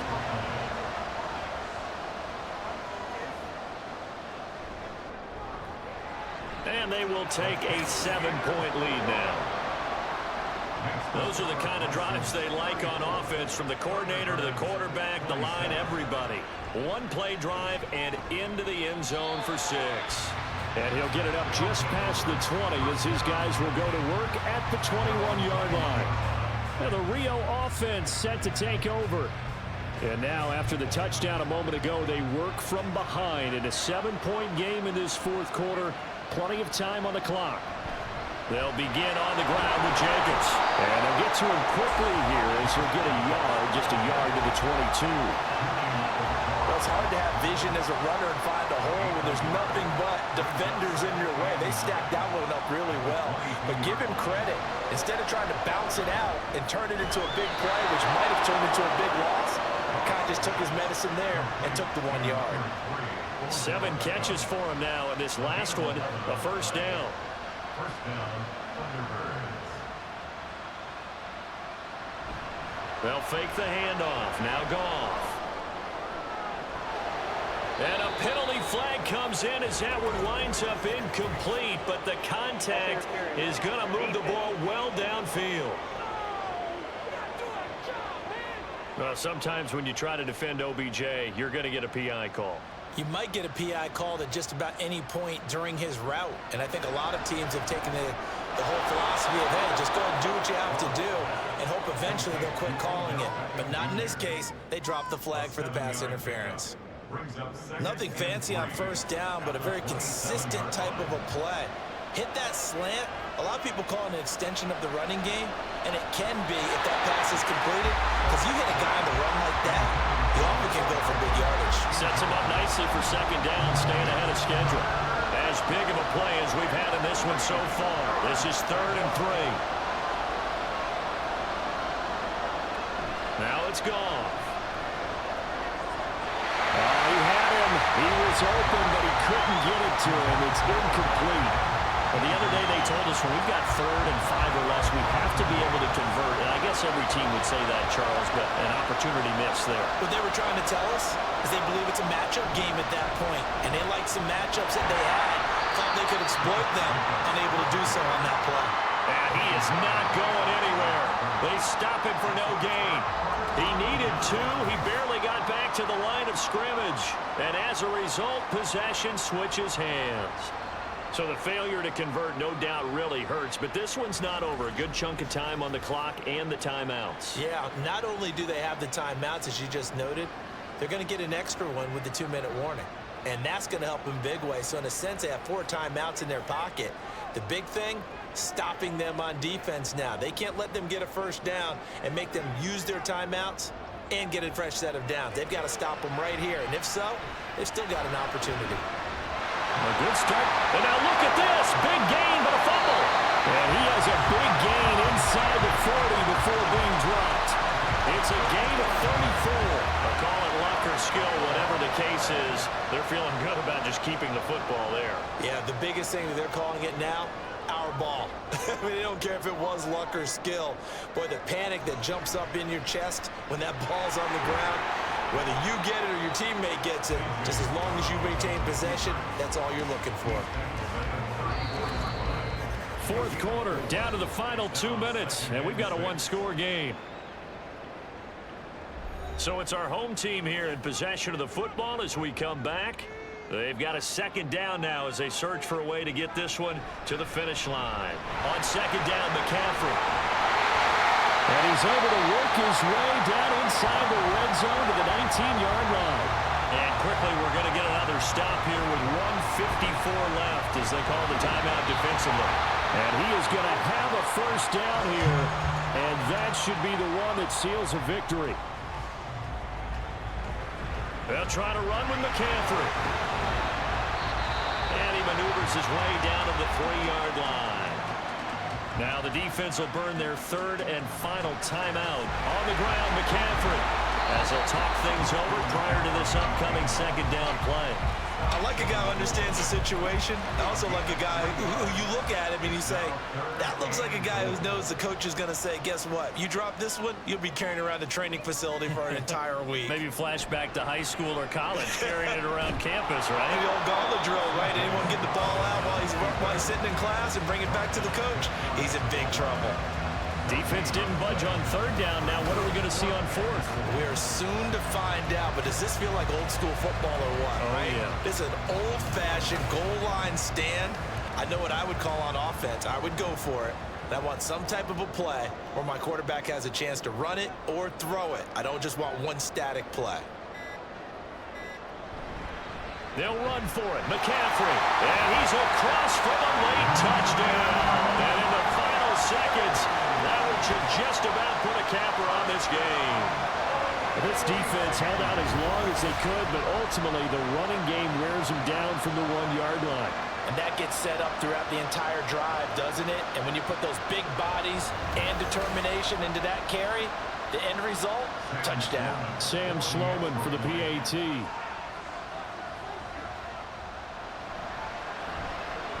Now he's been a busy man, 5 for 5 now as he knocks another one through to extend the lead. After the touchdown, Sloman to do the kickoff honors.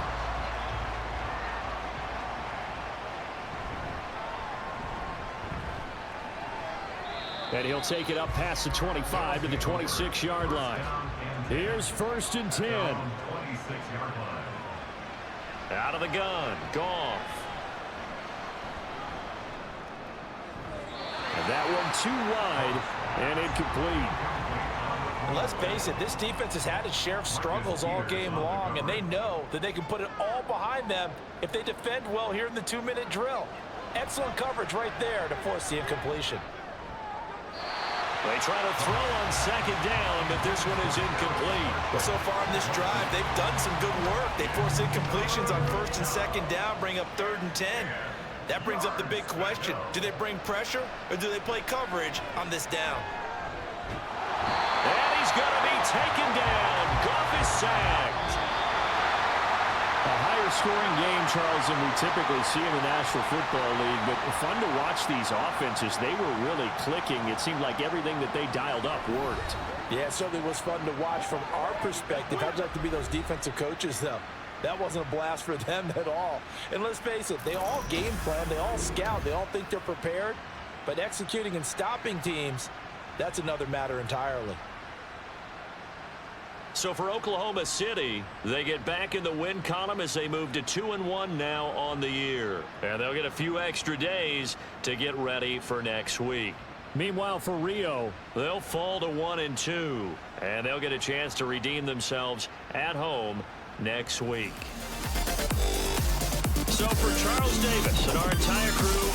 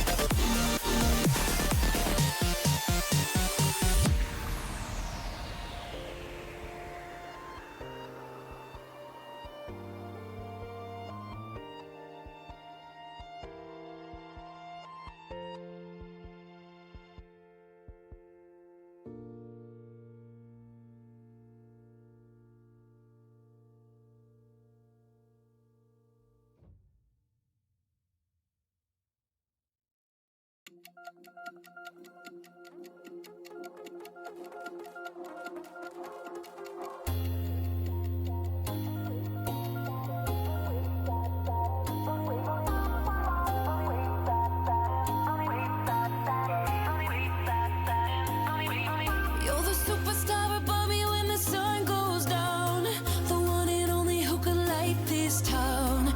And when you're feeling like you're burning out, I will remind you that you're a superstar and you don't need a golden crown, 'cause everybody needs a hero now. And when the weight is like £1,000,000, I'll stand behind you, 'cause you're a superstar, a superstar. 'Cause you're a superstar, a superstar.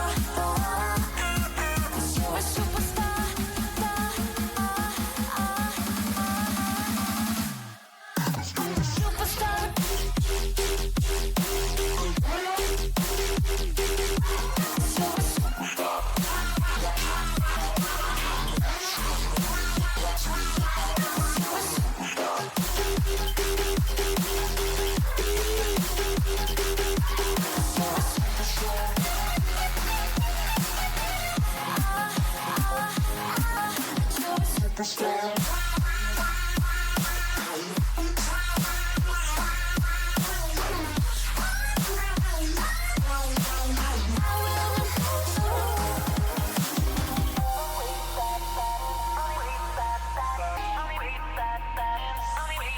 You're the superstar and you don't need a golden crown, 'cause everybody needs a hero now.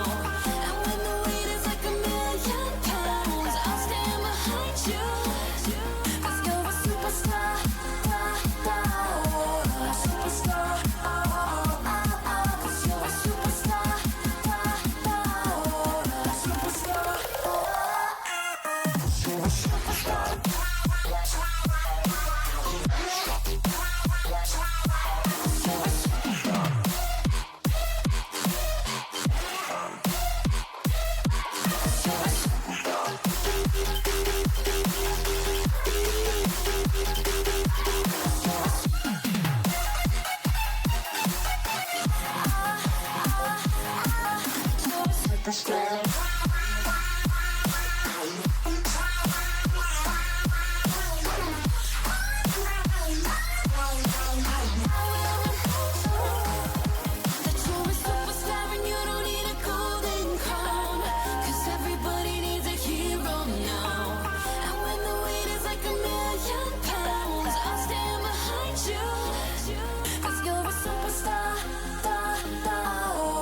Superstar,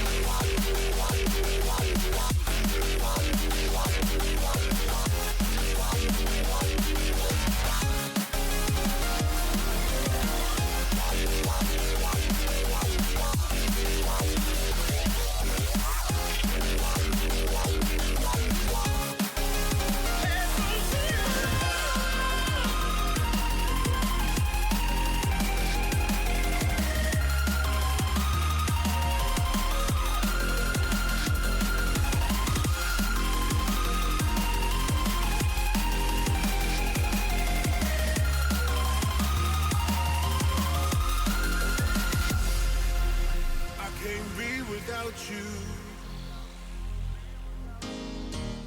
I'm in way too deep and I'm drowning in devotion. I'm lost, can't find a new emotion that's ever enough.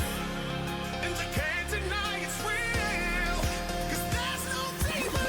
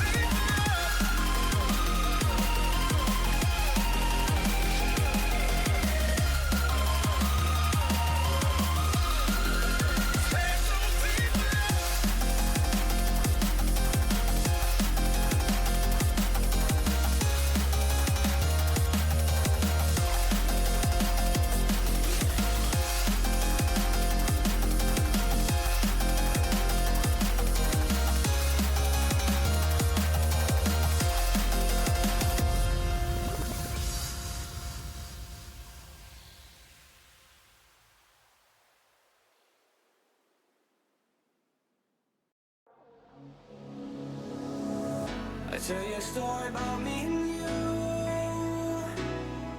Out on the water, surrounded by the blue. They scream that only I'll be saved. They tossed off the line, but I just let it float away. Yeah, I let it float away. I let it float away. I let it float away. Float away, float away. Yeah, I let it float away. It's Madden NFL 24, and we've got Breece Hall. He was terrific a week ago, almost getting to 180 yards.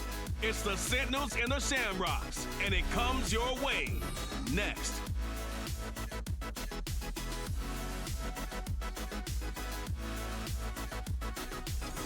EA Sports coverage of the National Football League finds us across the Atlantic and along the River Liffey in the wonderful city of Dublin, Ireland. Coming up, another installment of the NFL International Series, and it should be a great one, as it'll be the Sentinels of Paris and the Dublin Shamrocks. Hi again, everyone. With Charles Davis, I'm Brandon Gaudin. And Charles, we look at these Dubliners entering play here. Now, losers their last time out, so they'll look to make amends here. And one of the best ways you can do that is to be at home, and they are. They're going to try and ride that home crowd and that wave of emotion to a victory in this one. Meanwhile, for our visiting Parisian ball club, an early season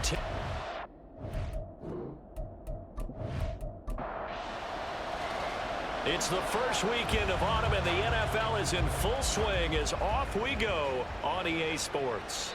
No run back here on the opening kickoff, as we'll start at the 25. So out comes this offense to take over for the first time. And they're led out by their mobile quarterback out of West Virginia. It's Geno Smith. And no excitement unless you're on the defensive team of last week in his numbers, because the only excitement he really generated was the one interception he threw. Yeah, no touchdown passes. Yeah, and his team wasn't real thrilled about that. And they lost the game. So I know this week has been tough on him because he's been working hard. Fundamentals, footwork, finding the right targets. And bottom line, how do they get a win? Here's 2nd and 7 now from the 28. Throwing now is Geno. Open man, that's Devontae Smith. And he'll be out of bounds, but able to get it up past the 45. 19 yards to pick up. The red challenge flag making an appearance. Doug Peterson not liking what he saw there.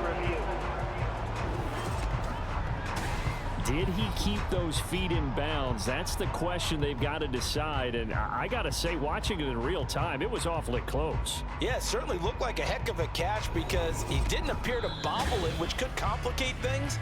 But even with the benefit of replay, that's pretty tight. Well, here's the call. So the challenge there does not go their way. This will indeed remain a completed pass. Now here's a pass on first down that's knocked away and incomplete. So you look at the NFL in Europe. We've, of course, had games in London, in Germany, Mexico.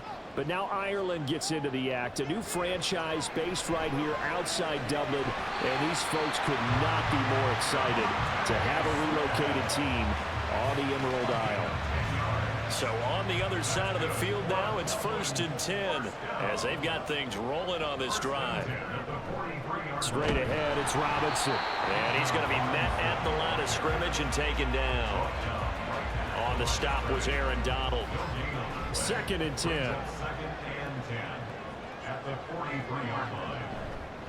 Robinson with another carry. And this may be a carbon copy as he'll again be stopped right at the line of scrimmage. 2 runs for a net gain of nothing. Now here's 3rd and 10. Now Smith. Past the 20.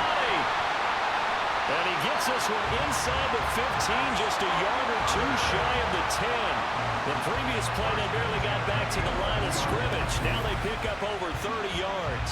Brandon, we've both been around the game long enough that we know that in pregame, defenses are pretty amped up, aren't they? I mean, they're pounding lockers, and they can't wait to get out there.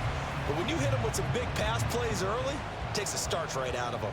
So how about this for field position after the big play? Inside the 15 now as they come up on 1st and 10. And he's going to be brought down just shy of the 5 at the 6. A quick burst there, and he nicely bit off a pretty decent gain. Here's Smith now on 2nd down. Throwing middle, and it's complete. Only able to gain a couple there. And this will wind up being a 3rd and 3. It's a gain of 2. Brings up 3rd and 3. Geno now to throw. And he won't get to the marker. He's a yard short. A pickup of 3. It leaves him with 4th and 1. Well, we hear so often how tackling has become almost a lost art in the NFL game. But it's so important to tackle well on these receivers, especially in a play like this one. 3rd down, they gave him the underneath stuff. You got to go up and make the tackle right away.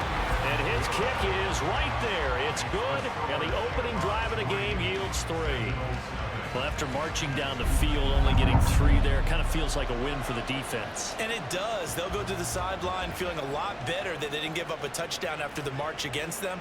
But if I were the offense, I wouldn't hang my head over that one. That's a good drive, and 3 points were put on the board. And able to take it past the 25 and up to the 28-yard line. So out comes this offense to take over for the first time. They will be led out by the 6-foot lefty from Alabama. It's Tua Tagovailoa. And frankly, this is the type of game that a great quarterback relishes because 0-2 on the road, everything's against him and his team. No one can expect them to win. Sometimes you band together real tight in that situation, and if he plays really well, they've got a chance to get that done. Throwing on first down, but this one winds up to be incomplete. Quick throw here to Johnston. And only able to get 2 here. Stopped at the 30. But you look at this defense, and this unit, very tough to throw against. Currently 2nd best in the NFL. And I'm struggling a little bit trying to really categorize this crew. They're top 10 in the league against the pass, but the bottom half of the league in sacking the quarterback. That doesn't make sense. Imagine if this group ever put pressure on the QB, it'd easily move into the top 5. That was their first 3rd down try of the game, and clearly something was off in the execution of that play. Good news, they've got a whole game left to clean that up and start clicking on those key 3rd down throws. And here's a fair catch taken at about the 24-yard line. So a change of possession here on the punt.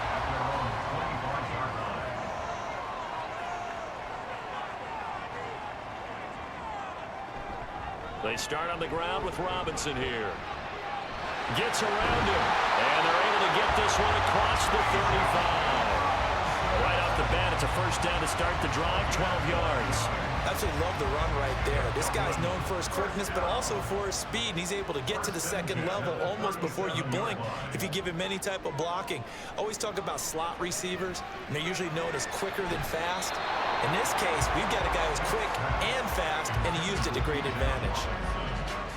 Smith, an incomplete pass on first down. Now it's 2nd and 10. On the draw, Robinson. And he's dropped right at the 40. Gain of 3. Pretty good little two-play sequence there. You force the incompletion, then a very short pickup. Yeah, now maybe you bring in an extra defensive back or two because you want to try and defend on 3rd down. They like to play those nickel or sub packages, don't they? Now the throw on 3rd down, knocked away and incomplete. One first down here, and that's all, folks. Good work by this defense to hold things in check and force a punting situation. So they bring out their punter as he's on to punt for the first time this afternoon. He punted 3 times in the loss last week as he sends this one away. They'll get 9 yards on the return there following a punt of 42. Back onto the field comes this offense, ready for their second drive. And on the first drive, 3 and out. And I know that these are professional athletes, but I would imagine sometimes you get the nerves at the beginning of a game still, don't you? Those don't ever go away. And typically what I've heard from guys and what I remember from playing, if you don't have nerves at the start of a game, it's not going to be a great day for you. You're not really ready to play. So finding a way to harness those nerves and not let them affect you in a negative way, that's what all the guys are looking for. There's a fake on the jet sweep, and instead a good to haul up the middle. And a nice run past the 30-yard line there. They need 2. Here's 3rd down. Throwing now is Tagovailoa.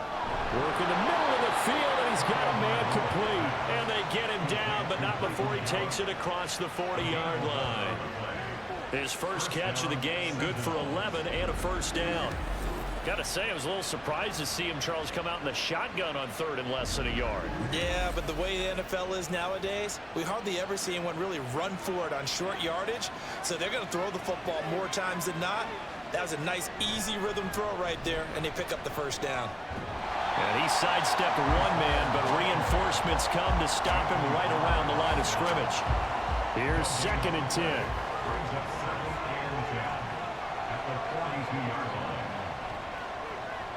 Here's Tua. They're able to complete this one to Tyler Conklin. And he's going to get this all the way down inside the 35. Last play they got stuffed at the line. Different story here, over 20 yards. So on the other side of the field now, it's 1st and 10 as they've got things rolling on this drive. On 1st and 10, it's Hall. These are his numbers from last week's contest. Charles, how do you think he ran the football? I thought he definitely had his moments. I did think that they could have utilized him a little bit better, and I'm definitely going to keep an eye on him to see how they're going to use him this week. The clock running here, under a minute to go now in the first quarter of a 3-0 game. In motion right is Johnston. He'll get it here on the jet sweep. Oh, this one may need to go back to the drawing board. He's going to be swallowed up right away. They need to get this to the 24 on 3rd down. Here's Tagovailoa to throw. This time for Smith, and it's intercepted. Picked off by Nate Hobbs. And a big turnover there as his guys will get the football back. Well, that's a drive killer right there. Not a really confident throw either. This one was kind of up for grabs, and it's going to come down the hands of the wrong team.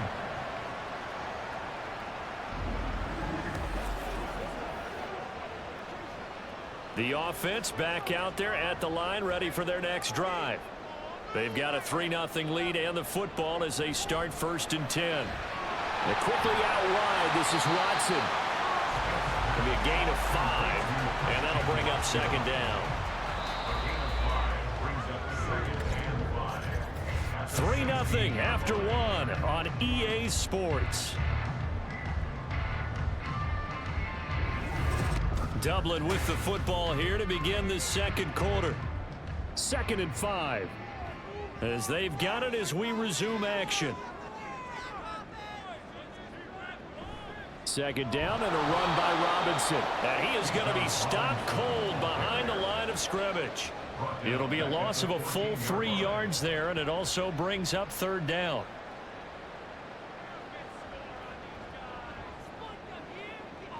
Smith. And the throw there going to be incomplete. The passing game not in sync here early, and now it's 4th down. As a defensive back, you have some weapons at your disposal that we don't often talk about, and you can read the receiver's eyes, you can read his hands, and you know that the arrival of the ball is imminent, and that allows you to make a play on it and oftentimes knock it away. 8 yards on the return following a punt of 41. And this offense, they're going to have excellent field position. They take over with a 1st and 10 on the short side of the field.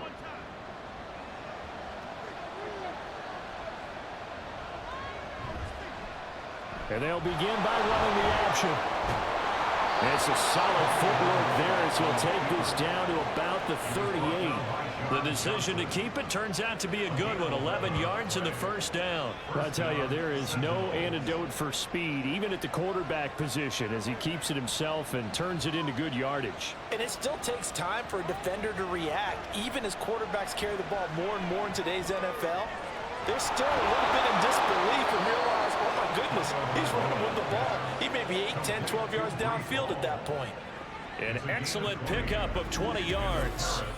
And they'll use him out of the backfield, and sometimes quite a bit. They're just trying to get him touches any way they can. 4 catches a week ago, there's another one right there.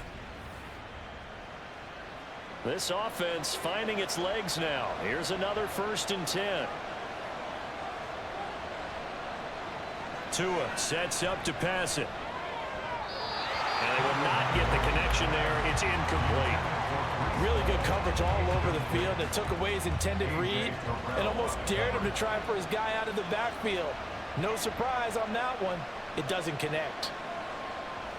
Now Tua. To the end zone, but it's incomplete. Michael Gallup, that's who he was looking for. That takes us from 2nd to 3rd down.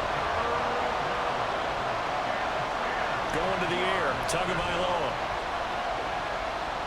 Steps away to his left. And he will slide to a stop.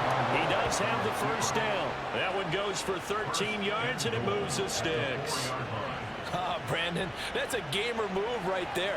Facing 3rd down, steps up, calls his own number, and nearly makes the house call. If I'm the coach, I let him take another one right here. Give him a chance to be the first one to hit the end zone after that effort he just gave him. It's a gain of a couple, and it'll be 2nd and goal. From the 2 now, 2nd and goal.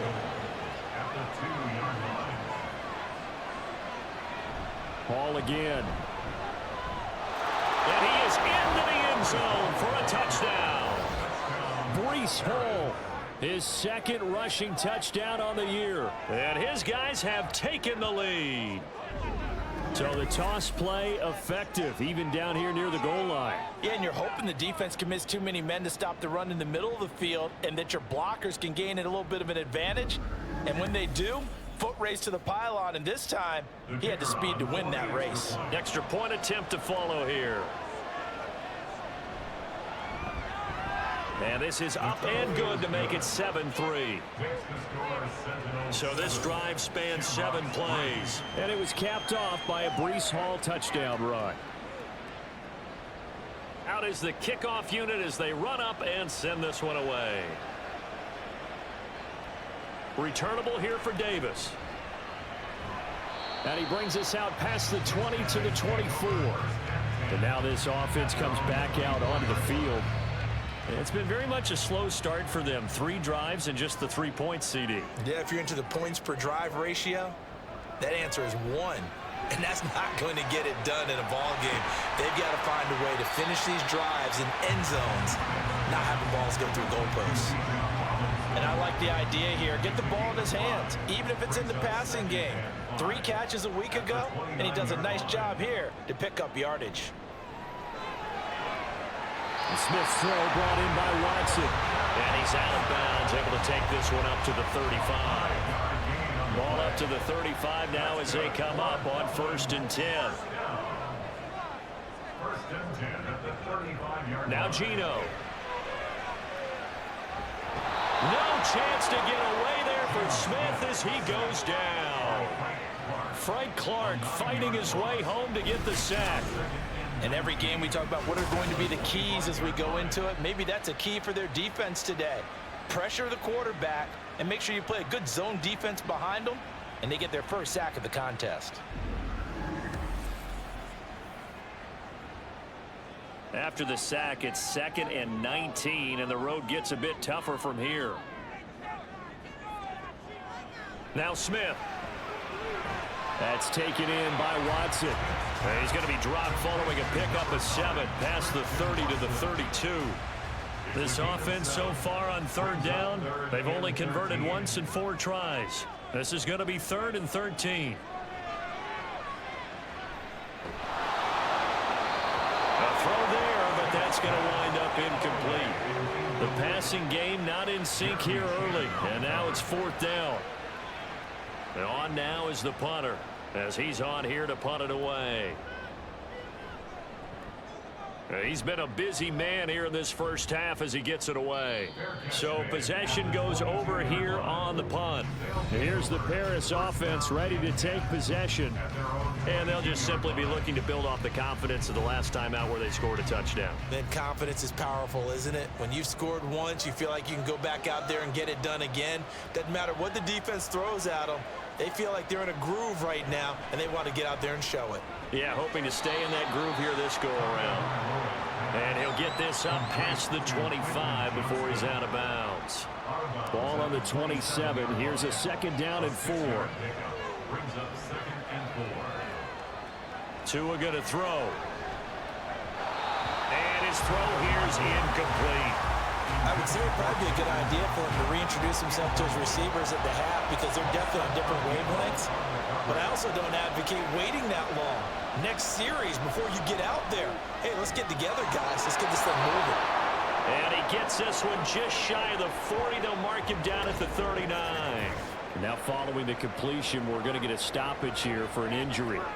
So as the medical staff takes a look, we'll step aside.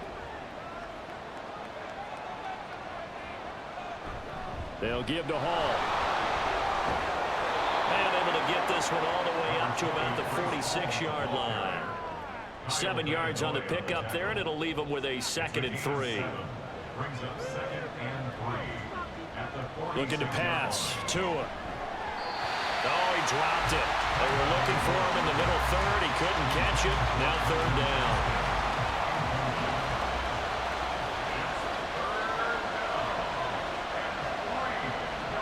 Now back to throw.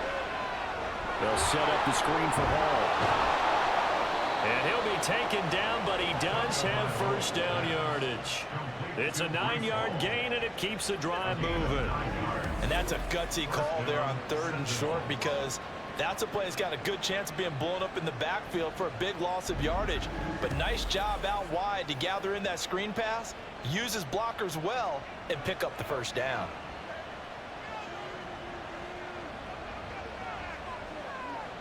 They'll set up to throw. Incomplete.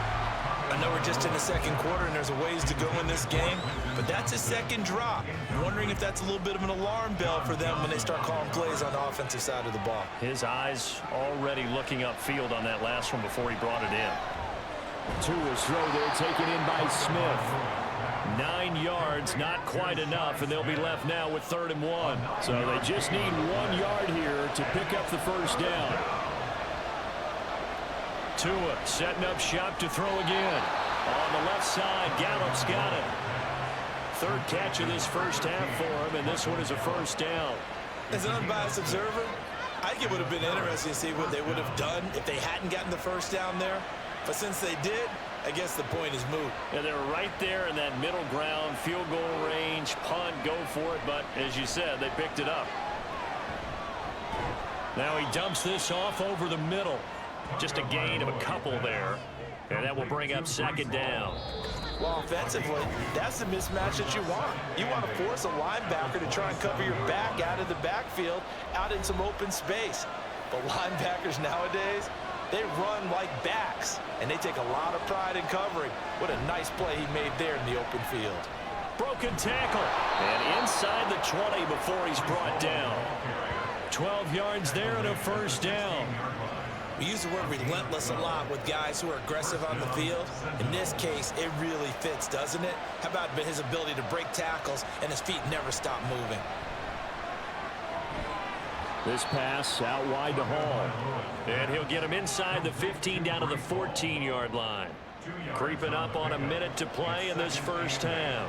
At the 14-yard line. Tagovailoa to throw on second down here. And it's caught. Touchdown.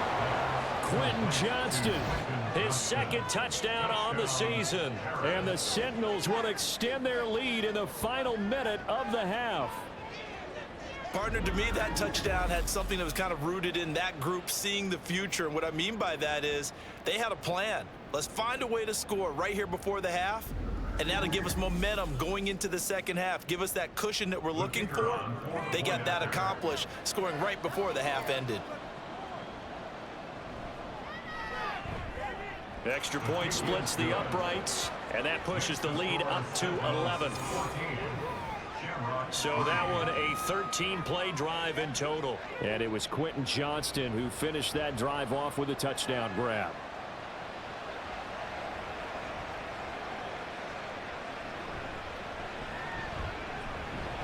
And up to about the 26-yard line, just across the 25. This offense back to work now late in this first half. Well, not much time remains here in this first half. We'll see if they can get something out of this drive, at least a field goal. They could certainly use it, down by 2 scores. Now the offense going to use the first of their timeouts as the clock stops here with 46 seconds remaining in the first half. That's out wide here for Robinson. Able to get this one across the 45 before he's brought down. Now another timeout called for by the offense as they stop it here with just under 40 ticks to go in this first half. A 1st and 10 here, and you know, if they could just get 3 out of this, something about whittling it to a 1-score game at half that might provide a psychological boost. That one complete down the field to Smith. And he is out of bounds, but not before he's inside the 30. 23 yards, the final tally. If you run an out route, it's likely you end up near the sideline. And what did we just see there? You got it. The benefits of practice. Toe tapping, foot dragging, picking it up, and making sure it was a catch. On first down, it's Smith. And that one will fall incomplete. Clock here now just under 30 seconds to go in this first half. Smith, an incomplete pass on first down. Now it's 2nd and 10. Geno now to throw. This is caught. It's Christian Watson. And down inside the 15, shy of the 10. Now Geno on first down. To the sideline and incomplete. I'm really liking what I'm seeing from this defense because their coverage has been playing at a shutdown level so far. Even backed up late, they're forcing incompletions and fighting to keep them out of the end zone as the first half winds down. So, yes, they'll still be down going into intermission, but the deficit is now made even smaller, very manageable. Yeah, and if nothing haywire happens here in this last couple of precious seconds, they will go into the locker room with a nice bounce in their step, having gotten a little bit closer on the scoreboard.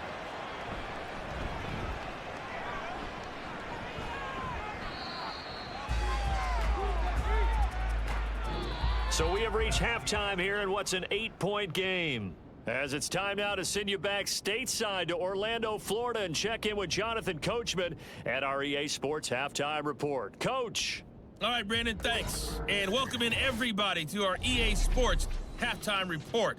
Time for a look around the NFL here in Week 3 of the new year.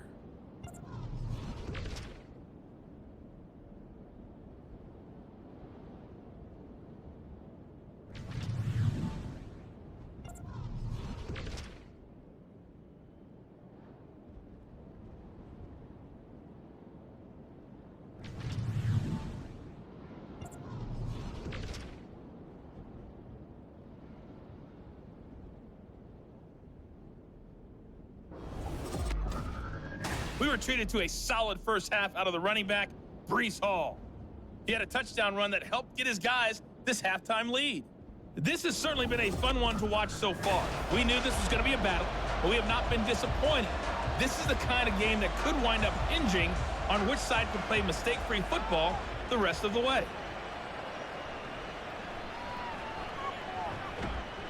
And out a little across the 25 to the 27. This offense ready to go to begin this third quarter. And both of these defenses have been stifling these last few drives offensively. Just not able to get anything going, so what needs to change? I think a lot of the guys will go back and review, so to speak, because everyone has someone assigned to how did each play work. Okay, what did we use that kind of worked for us during this game? Try and get back to some of those plays, as well as the possibility of showing something you haven't shown already in this game and trying to change things up. We'll see if they take the advice of Mr. Davis. Now a play fake. Here's Tagovailoa. Open man here is Conklin. And he's brought down. 16 more on that one and another first down. Oh, I like that play call there. After a run for good yards, you get a defense thinking they'll go back to the well.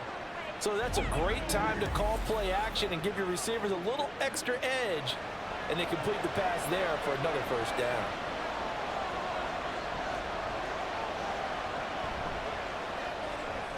Here's a quick throw caught by Smith. And they'll get him down after a pickup of 8. 2nd and 2. From the 34-yard line, here's 2nd and a couple. At the 34-yard line. On play action, here's Tua. A quick throw there is incomplete. He already came through for them on this drive. No surprise that they were hoping he could do it again. After the incompletion, here now, 3rd and 2. They'll try and pick it up by running the option to the right. He's not going to get there. That won't even be close. It was blown up in the backfield. The defense stiffens to force 4th down following that first down gain of 8. Sometimes that option can get bogged down before the gears really even get into motion, and I think that's what we saw there. And I think what he saw defensive end right in his face because he looked up and he was right there. Didn't even have a chance to get going. Tagovailoa going for it on 4th down. That is caught. And he works it past the 30, almost to the 25. It's a first down, his 4th catch of the game after having 3 in the first half. Straight ahead is Hall. And he'll do a nice job here just to fight his way back to the line of scrimmage. Brought down by Ed Oliver. Now a 2nd and 10. On 2nd down, a run with Hall. And he will take this one in for a touchdown. Breece Hall, his 2nd touchdown of the afternoon. And the Sentinels have taken a 2-touchdown lead now. You get in a 2nd and long situation down here in the red zone. I'd say most defensive coaches would think pass, let's bring some pressure. So this is kind of a tendency breaker here to hit him with something on the ground, and he'll take it all the way into the end zone. No going for 2. They'll kick the point after. It's up and good, and that'll make the score 21-6. So that drive takes him down the field in 8 plays. And it was capped off by a Breece Hall touchdown run. Set now to kick this one away, and off it goes. Returnable here for Davis. And beyond the 20, but not by much. In fact, just a yard pass there to the 21. Now we take a glance at the offense as they work their way back out for their first possession of the second half.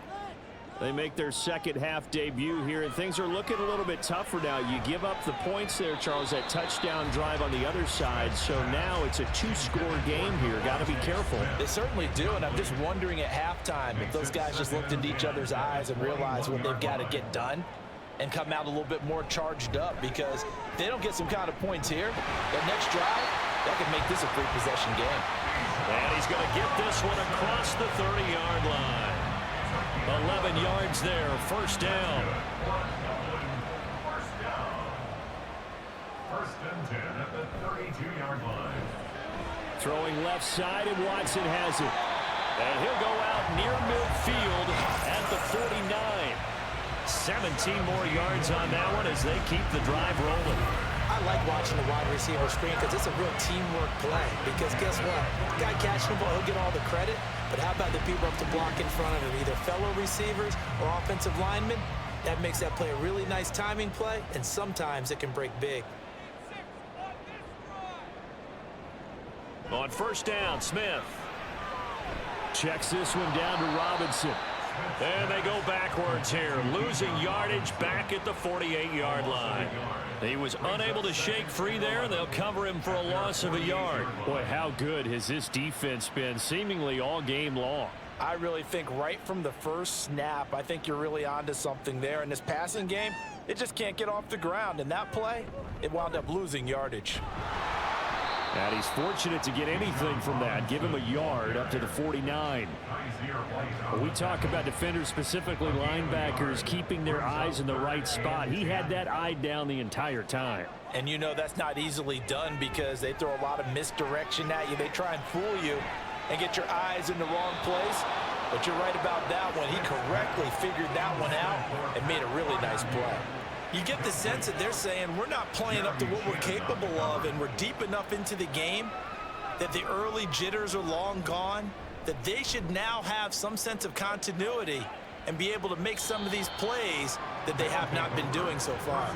Breece Hall helped leading out this offense for another series. He is hoping to find the end zone for a third time, and we sit now in the third quarter.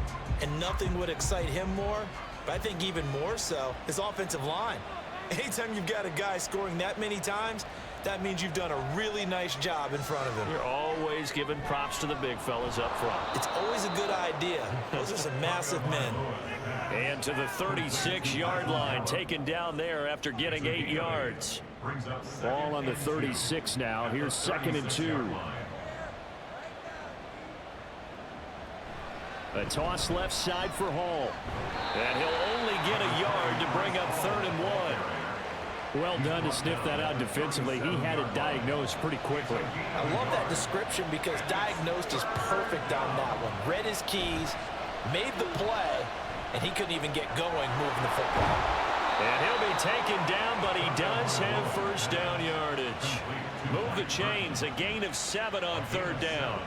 Well, they've certainly spread the ball around so far, but they're definitely getting everyone involved now when you're throwing it to the fullback. Just shows how versatile this offense is and how everyone is a threat. And he'll be taken down just shy of midfield. The tackle there by John Johnson.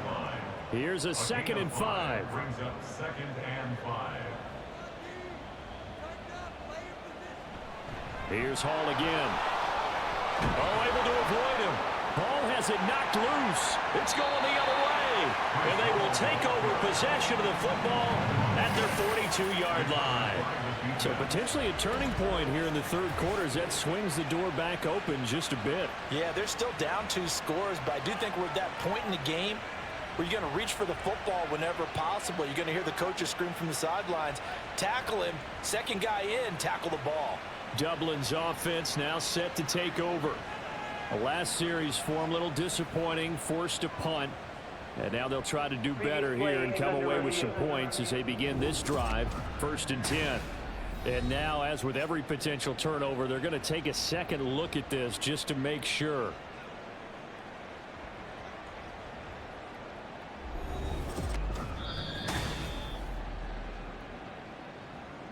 So that one overturned. They say the knee was down, and that will not be ruled a fumble. 2 now on first down. Oh, what a juke into space. And he gets this down inside the 35 before going out of bounds. 2 yards to go, 2nd down. 4-yard line. 8 yards on the pickup. Brings up 2nd and 2. Hall on a give up the middle. And he'll be brought down at the 27-yard line. And hold on here, because on that last run, it looks like we have a player who was shaken up.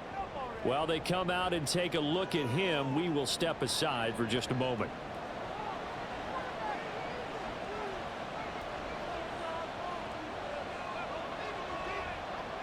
Setting to throw on first down is Tua. And his throw is going to be incomplete. He is just not at his focus in this game. It's not one drop. It's not two. That's three for this contest. Yeah, uncharacteristic for any NFL receiver, and he's no exception. They're going to snuff this play out behind the line. We have not seen that much today. 2 yards the loss, and now 3rd and 12. Well, that was one of the few times they've been able to contain him thus far. He's over 100 yards for the game, but he lost a bit off his total on that carry. Throwing is Tagovailoa on 3rd down here. And that is incomplete. Not only did he have a chance to scan the field there, it felt like he had a chance to scan it twice. The protection was that good. Unfortunately for him, the coverage downfield, equally good. And this one looks good. It is good. Right down the pipe, and that will extend their lead even further. And right now, Charles, this is about building that lead little by little, and they're able to do just that. And it gets them past the key number of 16, so this is now a 3-score lead. Not time to exhale just yet, but that might prove to be an important 3 points before things are said and done. And he'll get it up across the 20 to the 21-yard line. Now this offense back out and set to go for their next drive. I kind of feel like they've reached a do-or-die point in this game, Charles. If they're going to try to pull off an impressive comeback, it has to start right here, right now. Yeah, now they've got a final chance to get out of this situation, but they also understand they've got to move the ball and move it fast. In addition, they need to save as much time so they can get 2 more possessions. So from the 26-yard line, here's a 2nd and 5. At the 26-yard line. Throwing now is Geno. Catch made by Watson on the out route. And he gets this up across the 35 before he's out of bounds. Into Dublin, first down. 1st and 10 at the 36-yard line. And they're not going to get to the line to run another play. So we will switch ends as the 3rd quarter has come to a close. This is the National Football League on EA Sports. Welcome back now to the Emerald Isle. So from the 36 now, 1st and 10, as we are set to bring you the home stretch here, the 4th quarter. On 1st and 10, it's Robinson. And he'll be taken down at the 46-yard line. 42 yards rushing for him now to this point. Still a few inches short of a first down as they come up now on 2nd down. Now it's Smith. That ball's caught. Aguilar right side. 9 yards to pick up there, and it's a first down. 9 yards. That's good for Dublin. First down. 1st and now 10 Geno. 45-yard line. He'll complete this one to Watson. And he gets it inside the 35 and just shy of the 30. That's a gain of 14. A 3-score game here late. You can probably rule out the comeback, but certainly some kind of a moral victory to be had if they can get a few more points to close things out. And to that end, a nice pass play there to push things downfield. Yeah, and we know in this league, a loss is a loss, and no one wants anything to count as a moral victory or, boy, something that feels a little bit cheap. But they trim that lead down to just 2 scores. That's still under pressure, and he will go down. Sacked back at the 38. Derek Hall in there that time to get him to the turf. Work to be done here on 2nd and 16 after the sack. Throwing is Smith. He finds Watson. It's caught. And they're going to be set up down around the 15-yard line. 22 yards there, a first down. Good for A. 1st and 10 at the 15-yard line. Robinson up the middle. And they get to him quickly here as he stopped right around the 13. Give him a couple on the carry there, 2nd and 8. A gain of 2 brings up 2nd and 8 at the 13-yard line. Again, it's Robinson. And he'll be dropped at about the 11 after only a yard. not too many offenses want to turn down long drives, but when you're down what they are, they've got to pay it off with some points. Throwing on 3rd down, Smith. To the goal line, but it's incomplete. They lead big, and a major part of that has been how they've taken their play to a whole new level this second half. No points allowed since the break, and you can add another incompletion to the total number that they forced in this runaway contest. Now Smith. And it's incomplete. They cannot convert, and they turn it over. Boy, it looked like he had it and dropped it. And this 11-play drive is going to lead to nothing on the scoreboard. Well, that's another mistake there on the drop pass on fourth, and we've seen him do things like this all game. It's not hard to figure out why they're down by that deficit. They haven't made plays that are going to keep them in the game or win the game all game long. That's another example, right? And he's free going down the left side. It's a foot race. And he'll be taken down, but not before they reach the 50.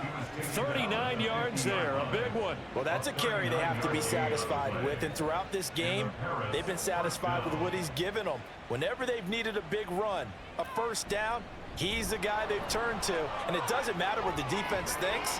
They've got the confidence to keep handing it to him and keep picking up good yardage. It's another first down on what will be a gain of 21 yards. And carries like that, that's how they're going to continue to salt this thing away here, Charles, in the fourth quarter. Yeah, how about that? A new set of downs. Clock continues to move. No better way to close out a game than to tap those mastodons you have up front and say, guys, keep pounding them. Let's keep the ball, keep their offense on the sidelines, and let's close this one out. So after the incompletion on first, now 2nd and 10. Here's Tagovailoa to throw. And he comes back with one complete. And out of bounds right around the 20. Well, following the play now, they're going to stop the clock here as a man is shaken up. Now, the medical staff is going to come out here and take a look, and we will take a short break. The offense on 3rd down, they're hitting at 60%, 6 out of 10 thus far. Here it's 3rd and 2. Able to find the open man. That's complete. Touchdown! Quentin Johnston. His 2nd touchdown of the game, his 3rd on the year. And the Sentinels look like they're about to put an end to their 2-game losing streak as they add on to their lead. He's got them out now to a 3-score lead here in the fourth quarter after that one, CD. And, well, he looked right off the line like he knew that that ball was coming his way, and he secured it for 6 points. Yeah, and I think when you're leading by a healthy margin already, it actually loosens you up and allows you to take maybe a few more chances and definitely play with more confidence, because he certainly saw something he could exploit in the defense, and he made sure to let his quarterback know, just get it to me. And the rest was all up to him, and he delivered and made it a 3-score game. And a nice return sets him up pretty good here right at the 30-yard line. Dublin's offense now set to take over. And last time they were stopped on 4th down, had a drive stalled out. We'll see how they respond this go-around. I'm eager to see what their mindset is, because moving the ball, feeling good, and then that abrupt stop on 4th down, do they go back to the bench and go, oh, boy, they've got something for us? Or do they go to the bench and say, we blew it ourselves, let's get back out there and move the ball again? And is it different when you get stopped on 4th versus punt? Is that more motivation for the defense, a little more confidence? I think as a defense, you're so excited with a 4th down stop. Making them punt, that's your goal anyway. But a 4th down stop, that's almost a sign of disrespect that they went for it in the first place. And when you get that, you feel great about yourselves. Back-to-back good plays have them on the move on 1st down. 1st and 10 at the 31 Smith. Trying to get it to Robinson, and it's intercepted. Picked off by Bryce Hall. And he will take this one home. It's a touchdown. Well, this one was already ugly, and now it's just kind of becoming a feast on the defensive side of the football.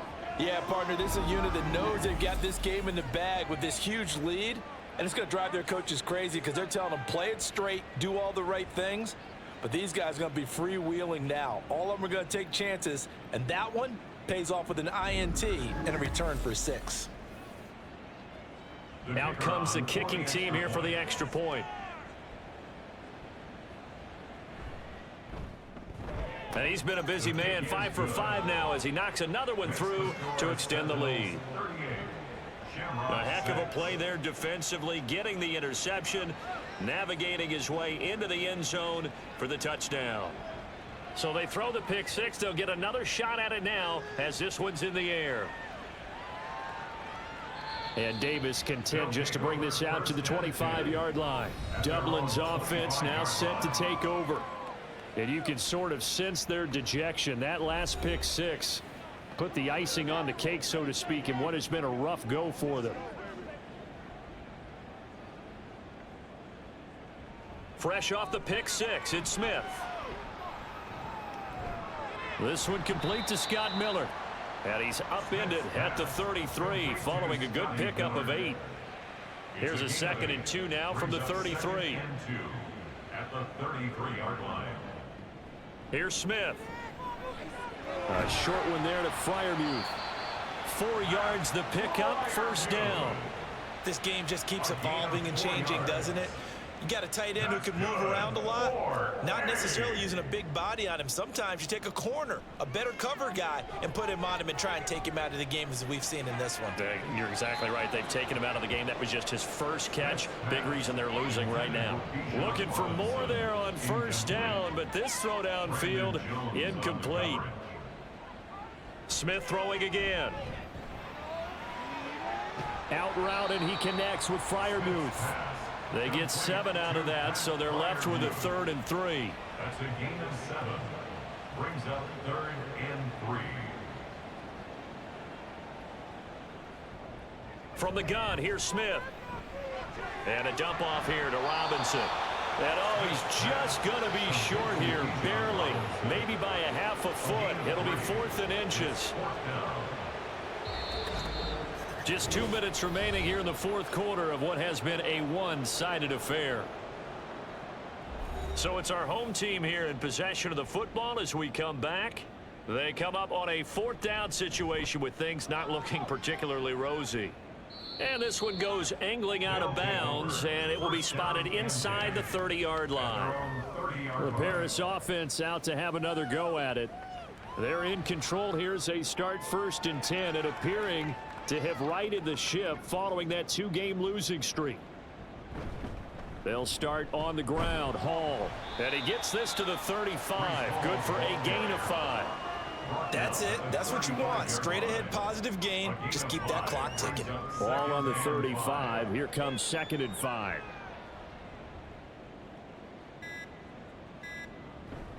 Hall again. And to the 42-yard line here and brought down there. 168 yards rushing for him now as he's toted it 21 times. And a Paris first down.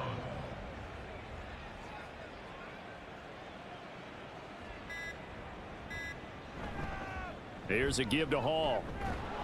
Now he's tackled a yard short of the marker. Good gain of 9 on first down. I know you're trying to wring every yard out of a run, but I think 9 yards there is ideal in this situation. Yeah, now next couple plays, you only need 1 yard. Keep that clock rolling with a lead here in the 4th. Yeah, and what you're saying is maybe if it takes you 1 or 2 more runs to get the first down, that's extra time, extra plays. Really hurts the team on defense. Well, this was a really nice display, Charles, of complimentary football, especially how much they were humming in the second half to pull away and get the victory. Really a complete performance. And so much fun when you're able to have everyone contribute, both sides of the ball. You go back in the locker room and you just savor it, right? Because that's what football's all about. A true team game, and they got it done in this one. So for Paris, they're into the win column now as they move to 1-2 on the young season. And they'll get another road date next week. Meanwhile, for the Dubliners, they will fall to a similar mark at 1-2. And they will try to get back in the swing of things next week on the road. Thanks for tuning in, everybody. Alongside Charles Davis, we thank our entire crew. I'm Brandon Gaudin. This is the NFL on EA Sports.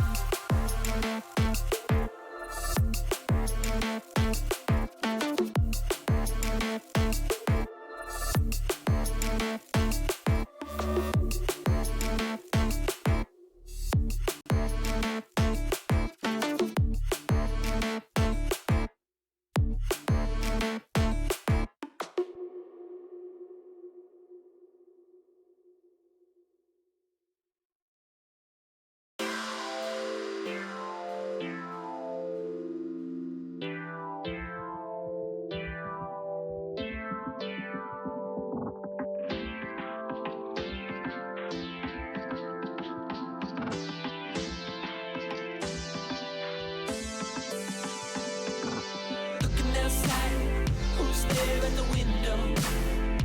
Just my spirit, get back at you again. Frozen in time, sun killed the first snow. It's the NFL on EA Sports, and we'll see Kirk Cousins. He got his reps in a week ago, over 400 yards through the air.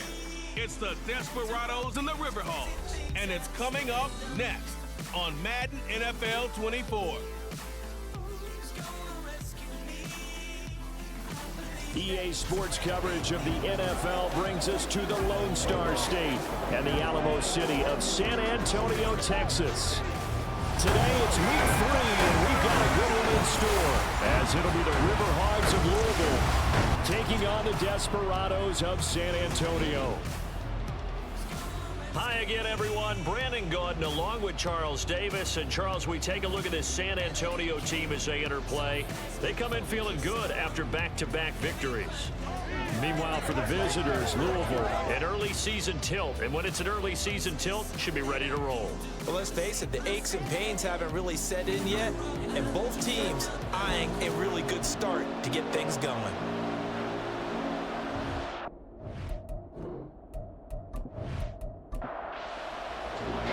Two weeks have come and gone. It's off to week 3, and we're underway on EA Sports. and here comes a return from just beyond the goal line. And only able to get this to the 19, so probably should have opted for the touchback. So out comes this offense to take over for the first time. They'll be led out by the veteran quarterback out of Michigan State. The former Spartan, it's Kirk Cousins. I guess we're going to have to nickname him the thrower, aren't we, or something like that. After last week? I mean, man, you're talking about over 400 yards throwing the ball. The running backs and everyone else may be looking at him like, hey, don't forget us. And he'd probably just tell him, listen, you want to get involved? Go out and catch some passes. I'll make sure you touch it.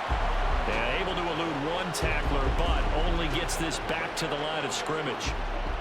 So after the run for no gain, here's 2nd and 10. Here's Cousins.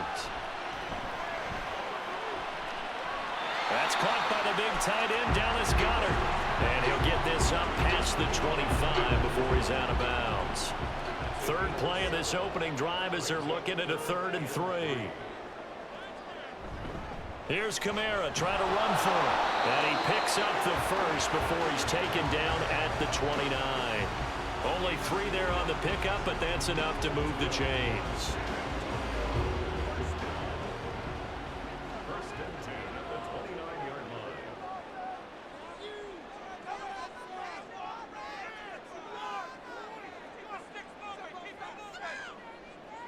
On 1st and 10, Cousins. This short throw caught by Goedert. So the completion good for 7 there. And it's 2nd down. Brings up 2nd and 3 at the 36-yard line. Play action now. Cousins. He lets it fly for Lockett. And it's knocked away and incomplete. And that might have been a situation where even though you don't hit on the deep throw, you at least put in the defenders' minds early in the game that we're going to press the ball deep against your secondary. And that can have a ripple effect on how they function throughout. And he's got the first before he's brought down at the 39-yard line. 3 yards there, good enough to keep the drive moving. So from the 39 now, they'll come up on a 1st and 10. They run it again with Kamara. And they bring him to the ground just shy of midfield. It's a 10-yard pickup, and it moves the chains. Well, there's plenty of real estate for him to maneuver on that run, and let's face it, it shouldn't be a surprise. He's one of the better backs in the league. Had to come into this game with the idea, slow him down, otherwise it's going to be a long afternoon. And Kamara with a carry there on 1st down as he works his way forward for a pickup of 4. From the 46-yard line, a 2nd down and 6. At the 46-yard line. Toss wide side. This is Kamara. And he's going to get this one down near the 45-yard line. When you look at this defense, this unit 3rd best in the NFL in stopping the run. Now if they could just get their pass defense in line, this unit would be really, really strong. And remember the conversation with the defensive coordinator? He wants them to rush the passer better. He wants to see the quarterback on the ground. They've got to create some sacks. And he said it starts early and often. We'll see if we can get to him. Solid opening drive so far, Charles. They've moved this football into field goal range, but you know that they want to cap this off with 6 and not 3. Absolutely. As one of the better coaches in the league always tells me, on offense, I want to throw body blows all game long and finish it with uppercuts. Well, here are the body blows right now. He's hoping one uppercut will take care of it. Oh, this is taken in. It's complete. Touchdown. Tyler Lockett, his second touchdown on the season. And the Desperados get the upper hand as they're on the board first here this afternoon. A long opening drive, but a very successful opening drive. We call that methodical, I guess, when it takes that many plays. Methodical and almost like a boxing match where you're hitting them with body blows. They can withstand them here. Look, they gave up the touchdown, but you don't feel like a knockout is there. But they keep doing that in the fourth quarter. That's when the knockout occurs. It becomes tough for that defense if they're on the field that long. We'll see if they can continue that in future drives.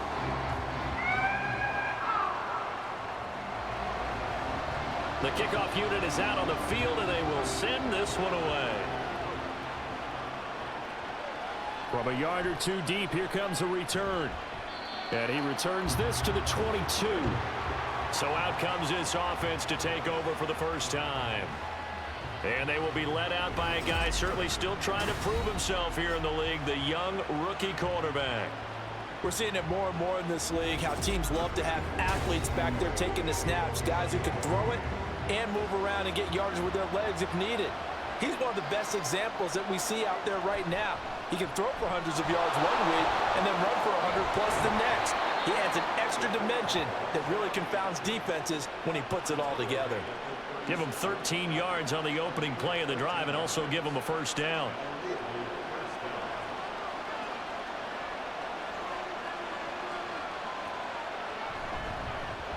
First carry now for Pierre Strong. We'll get this to about the 38. And hold on here, because on that last run, it looks like we have a player who was shaken up. Well, now they're going to come out and take a look at this injury, and we'll be back in a moment. From the 38 now, here's second down and 8.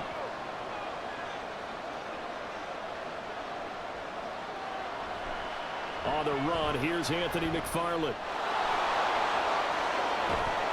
And they'll get this well past midfield before being stopped just before the 35.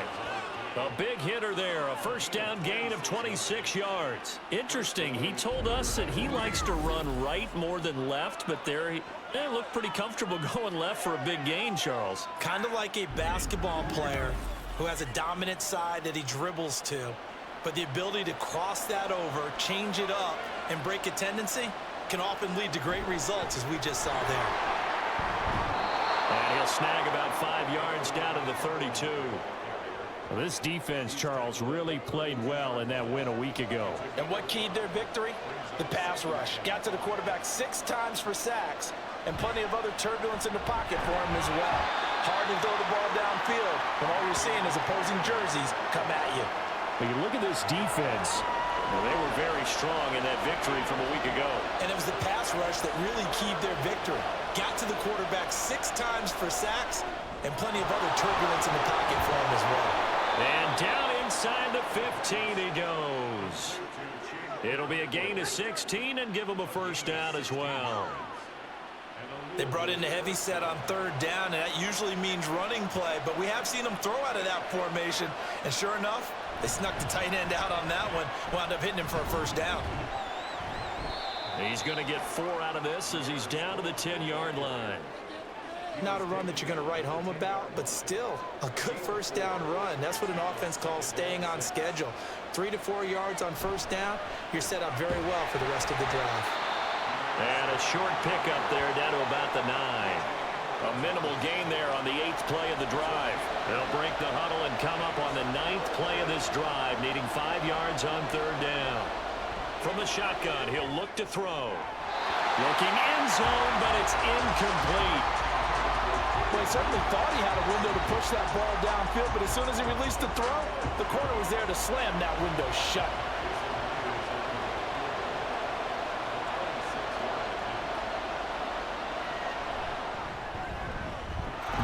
First kick is good. And they are on the board, but still trailing. It's 7-3. So both teams come away with points on their opening drives. Now they still trail. They answered the touchdown with a field goal, but at least able to break that goose egg here early. And that is what's important, right? Because they didn't let that initial touchdown go unanswered. Took the ball themselves, moved it downfield, and put it through the post for 3 points. Game on. Back onto the field comes this offense, ready for their second drive. For this offense, Charles, remember the last time they were out here, marched it nearly the full length of the football field, and a lot of the attack went through the air, so now they're seeing if they can duplicate that performance. Okay, if I show my age a little bit, partner, because I can hear my high school coach, John Ford. I can hear his voice in my head. Laddie, when you put the ball in the air, 3 things can happen, and 2 of them are bad. But the way the game's being played now, this is just part of what they do. So I don't think they should change anything at all. They've been dominant. Keep throwing it around. And nothing much materializing there on the first down run. He'll get a couple, and that's it.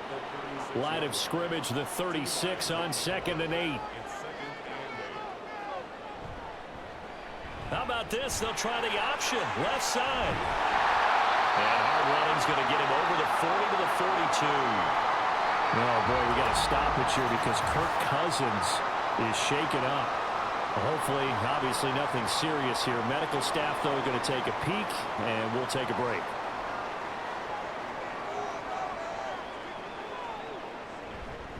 On 3rd down, here's Kamara. And he's got enough for the first across midfield to the 48. 9 yards on the pickup there, and it keeps the drive alive. After 1, 7-3 the score on EA Sports. Second quarter now, San Antonio in possession as they've got it with a 1st and 10.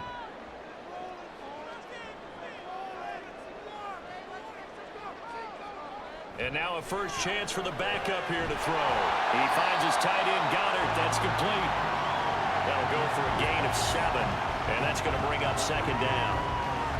They really love to get him into one-on-one opportunities, and this is one way. Work him out of the slot and create a mismatch. Who's going to cover him? Corner, safety, linebacker? He's got a way to beat all of those positions. And the stop here will come at the 38-yard line. They'll get 3 as the drive continues. It's a 1st down.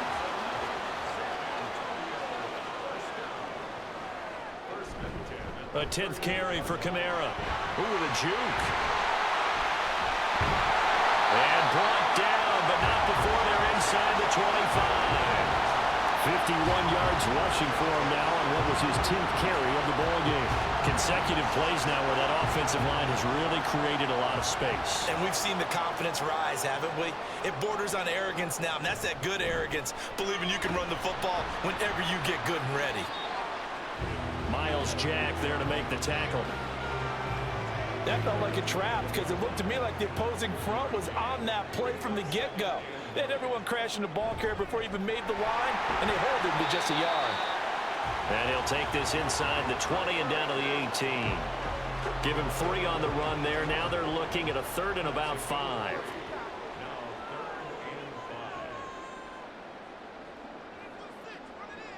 Here's Pickett. He's got it. And it's a fumble. And the defense will get their hands on it. Going the other way. And now, meanwhile, after the dust settles on the fumble, we've got an injured player here as well. The medical staff will attend to him, and we will step aside.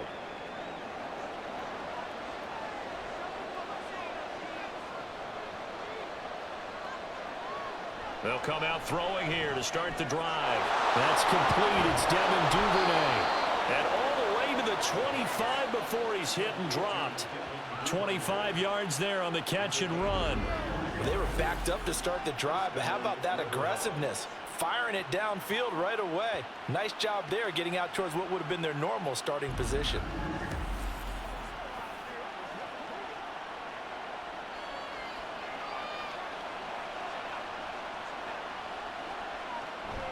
On 1st and 10, it's Strong. And he finds a little bit of room, enough for 4 yards. It'll be 2nd down. 2nd and 6, just inside the 30. Toss left side for Strong.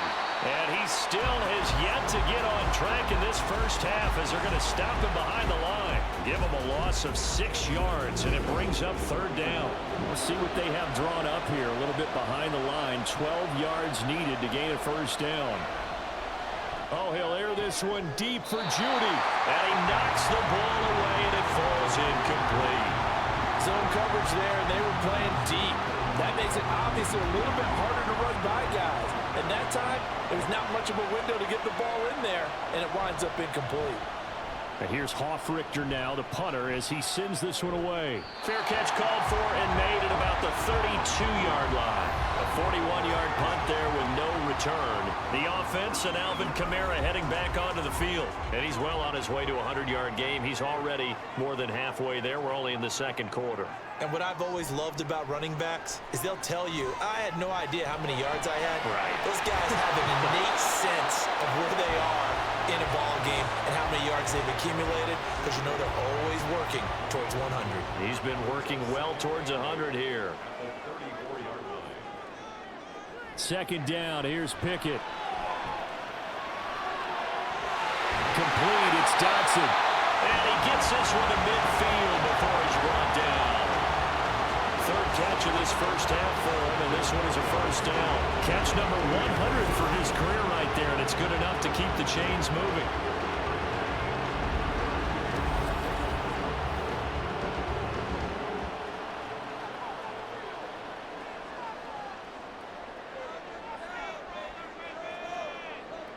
From the midfield stripe, they'll look to throw. And his throw is incomplete. Yes, sir. How about an attaboy there on 1st down? Got his hand in and knocked it away.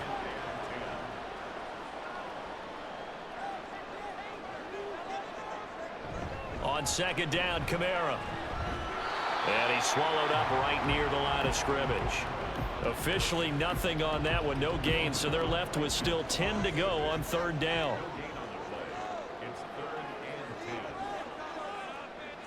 Pickett back to throw. And that will be incomplete. As a corner, you have to be able to run with guys step for step downfield in man coverage and make up ground quickly in zone. You have to put yourself in position to make plays, just like that one we saw there. On is the punter, Johnston, now, as he sends this one away. The Louisville offense back out now. The crowd maybe losing just a little bit of the edge after back-to-back punts. They want some big plays. They want to see some offense. They want to see somebody break away, whether it's through the air or on the ground. Now it'll be interesting to see where the patience is on both sides. Each head coach, can you hang in there and not try and force something that could put your team in some jeopardy? Now a 2nd and 2.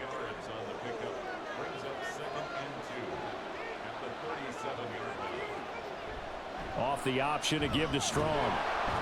And they will only muster a yard here to the 38.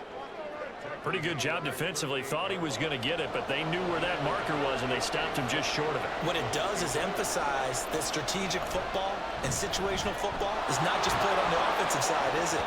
Defense understanding, as you noted, where the 1st down marker was and making sure they didn't get there.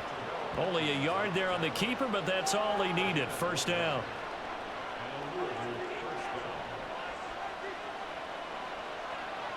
Now they'll switch it up here and look to throw.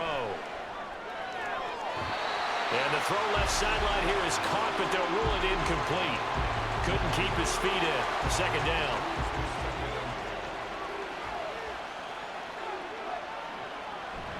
Straight ahead is Strong. And able to get a couple as he's across the 40 to the 41. I know that speed is the hallmark of today's NFL game, but the key to good rushing defense is still having your linebackers set the edge. On 3rd down, he'll drop to throw. And that is incomplete. The passing game not in sync here early, and now it's 4th down. It's going to be another frustrating end to a drive here. This offense, they've not been able to get anything going in this first half. And now it's going to be time to gather on the sidelines and try and figure out what's going wrong. Who has an idea? Who has a plan? Time to implement it. The offense now at the line, ready for their next drive. As we eke closer and closer to intermission, Charles, remember last time out they punted. Looking for Lockett, and it's intercepted. Picked up by Trayvon Diggs. And they'll set up shop in enemy territory at the 45-yard line. Certainly not his best throw that time, and not a good time to make it, Charles, when they were a nickel with 5 defensive backs on the field. And that's exactly why you have those 5 DBs out there. You want extra speed on the field, guys who have ball skills and understand what the passing game can do, and gives them a chance to react and make a play on the football, and they take one of those away. They'll try and start this drive in the air. Incomplete. That incompletion certainly slows things down a little bit and brings up a very important call for 2nd and long. What do? Run and try and get some yardage and make it 3rd and manageable, or challenge the coverage again, hoping for a bigger gain? The throw to the middle taken in. They get 6. That'll leave them with 3rd and 4. Let's not quibble about the gain there on 2nd down. That was a positive play because that was a take-what-you-can-get situation. Got out to the tight end. Now it gives them a much better opportunity to convert on 3rd down. And he's taken down inside the 30. He's got his first catch here before halftime, and it goes for a 1st down. Well, a lot of times when you get a manageable 3rd down situation like this, you have to think about your tight end, and he comes through for him, picking up the 1st down. Open man is Duvernay. And they'll work it inside the 15-yard line before it's all said and done. Another nice gain, 16 yards there, and a 1st down again. Now a timeout called for by the offense, as the clock will stop with 45 seconds to go in the 1st half. This offense finding its legs now. Here's another 1st and 10. They'll look to throw again. And it's caught. Touchdown. Jerry Jeudy. His first touchdown here of the new campaign. And the Riverhogs will take the lead here in the final minute of the 1st half. That could be an important swing right there. A touchdown in the final minute of the half to take the lead. And I like the point you just made there. Could be an important swing because now that they have the lead, if they can carry that into the locker room at the half, they'll feel really good about what they accomplished in the first 2 quarters.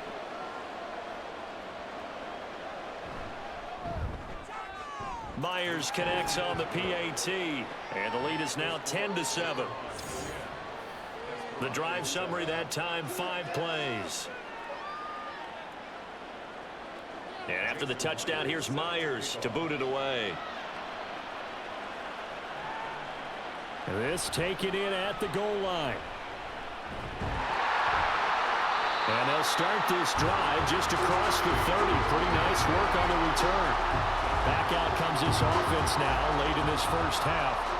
A slim deficit here in a 1-possession game. Not much time left, obviously. We'll see if they can march this down the field, at least get 3 and take some momentum into the locker room. Now, meanwhile, a pass that should have been intercepted, but it winds up falling incomplete. Line of scrimmage, the 31, as they line up 2nd and 10. They run the play fake. Here's Pickett. And that one will fall incomplete. Clock here now just under 30 seconds to go in this 1st half.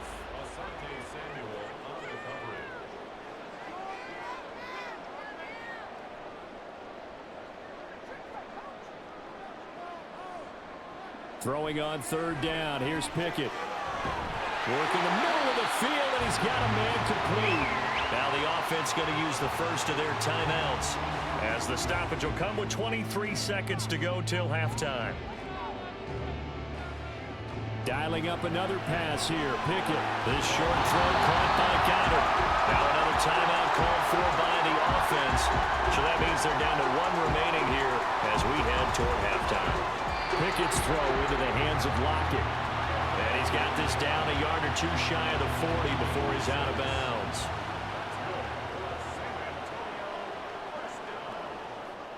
First and 10. Here's Pickett. Out of the backfield, that's complete to Kamara. Now the offense will burn their 3rd and final timeout. Pickett, he'll look to throw it. And with halftime on the horizon, they'll be out of timeouts from here forward.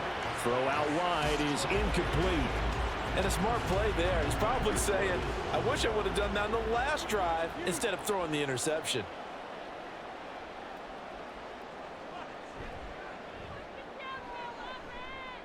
And he hits the upright, but it caroms in anyway. With plenty of distance there as he banks it in.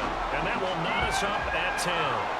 Well, distance wasn't the problem, but he did need some help from the right upright, and he got it. A little kiss and in. Yeah, unfortunately caught on the inside of the upright, and that pushed it through. This isn't like a baseball foul pole where you hit any part of it and it counts. It's got to go through the post. If he hits it on the outside, that's no good. So thanks to the late field goal, we are all tied up heading to intermission. As we'll get you over to Orlando, where standing by is Jonathan Coachman. He has our EA Sports Halftime Report. All right, Brandon, thanks. And welcome in everybody to our EA Sports Halftime Report.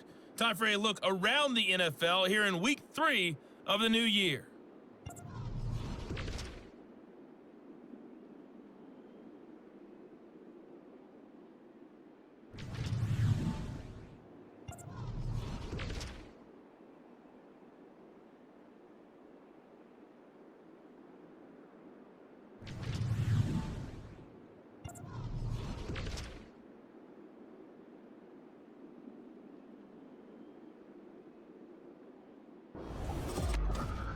We thought this one would be a close battle coming in, and we have not been disappointed.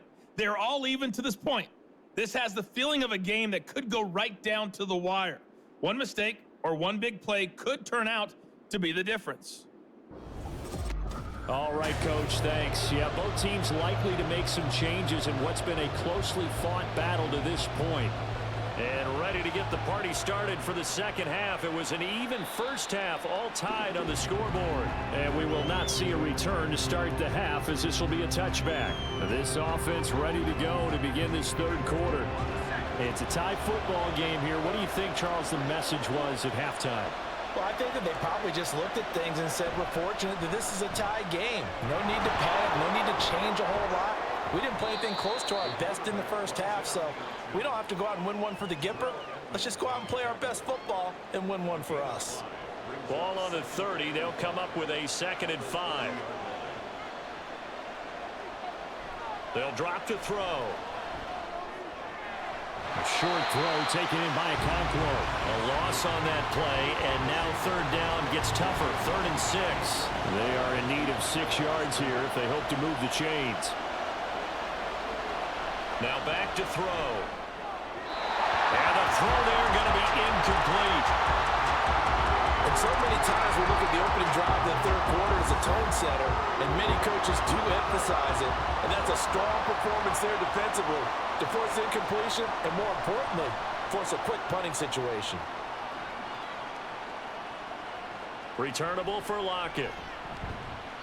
And just a net of 31 here. 40-yard punt, 9 on the return. And out will come the offense as they take over. Now we take a glance at the offense as they work their way back out for their first possession of the second half. Now this game, it has obviously been all about the defense on both sides of the football. Which offense is going to break through here? We'll see if they can do it on this drive. They begin on the ground with Kamara. And a 5-yard gain gets him to the 42. If you're a coach, you'll absolutely take that run every time on first down because it really sets you up to go in a number of directions here on second. Pickett looking to throw on 2nd down. And that falls to the ground, incomplete. A nice job of bodying him up defensively, and now it brings up 3rd down.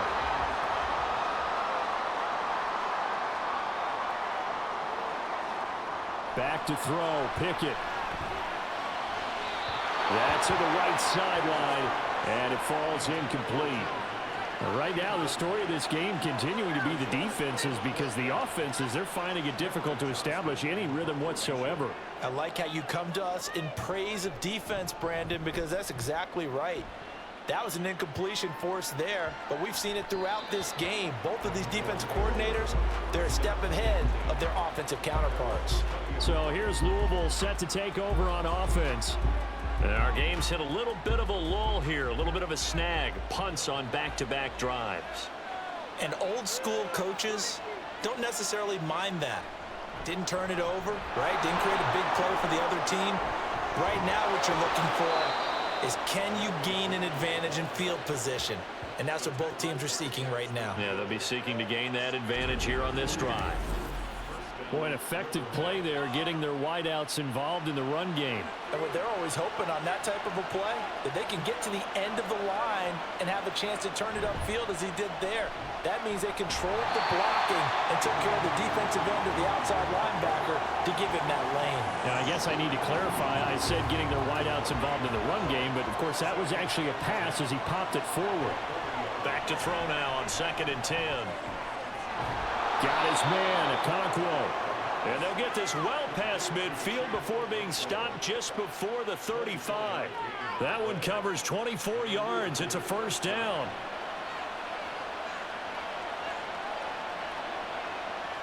He'll drop to throw. And it's incomplete. Boy, he doesn't drop many like that one. 2nd down. Line of scrimmage, again the 37 as they line up 2nd and 10. Here's the option. And he works his way free all the way down to the outskirts of the red zone. And a solid job using his legs. 16 yards and a first down on the keeper.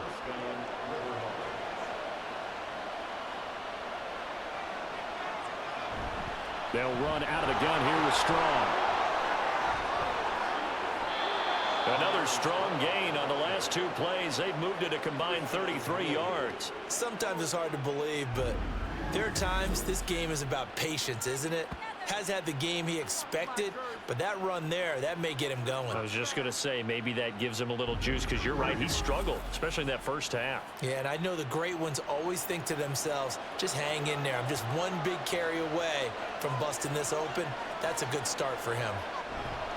Strong will get down close to the goal line, but not in, as he'll be marked down at the 1. 2nd and goal from the 1.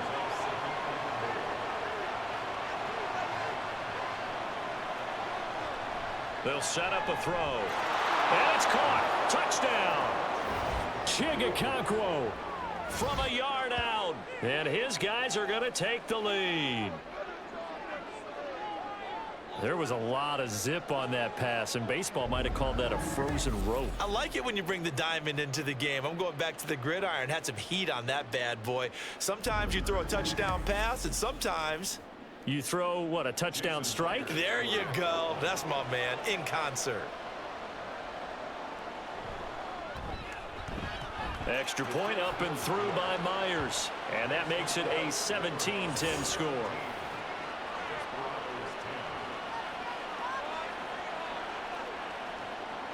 And after the touchdown, here's Myers to boot it away. Taking it about the 1. And he'll take it a yard or so past the 20, call it the 21. Back out comes San Antonio. They find themselves down 17-10 as they come up on a 1st and 10. They'll try to get the offense going with Kamara. And he is met in his tracks behind the line of scrimmage.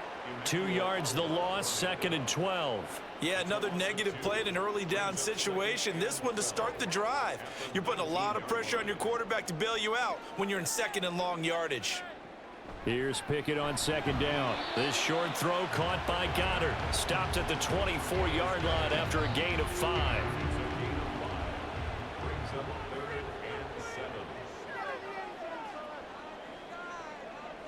Looking to throw, Pickett. They'll set up the screen now to Kamara. Good contain, no gain on the screen, and it'll bring up 4th down. And I know that one didn't work out the way they thought, but I don't think it was a bad time to call this play. You're thinking on 3rd down, you might possibly see some pressure. You might see a blitz. So they tried to set up the screen, but that one was well read, and they stopped them for no gain. And the fair catch is made at about the 27-yard line. So here's Louisville set to take over on offense. This drive here beginning probably with a pair of motivated groups. Remember, the offense scored a touchdown on their last time out. Looking to repeat that in Charles's defense. They were very frustrated after giving up 6 the last time on the field. And frankly, it's just a battle of wills in a lot. Oh, he rifles one, and that's going to be intercepted. And the return here is stopped at the 35-yard line. That's not one that he's going to want to remember, but he had to get it out of the way at some point. His first career interception. And if he's the guy that they think he is, he's not laughing it off, but he's also not going to let it affect him as the game proceeds. He's going to go back out there, still be the same confident kid, the reason that they drafted him, and go out and play. Back out comes San Antonio. And they'll take over here following the interception with a chance to tie the ball game. It's 1st and 10. To the air on 1st down with Pickett. He's got his 6'5 receiver. That's Tim Patrick. And he'll get this one down to about the 20-yard line. 15 yards there on the catch and run.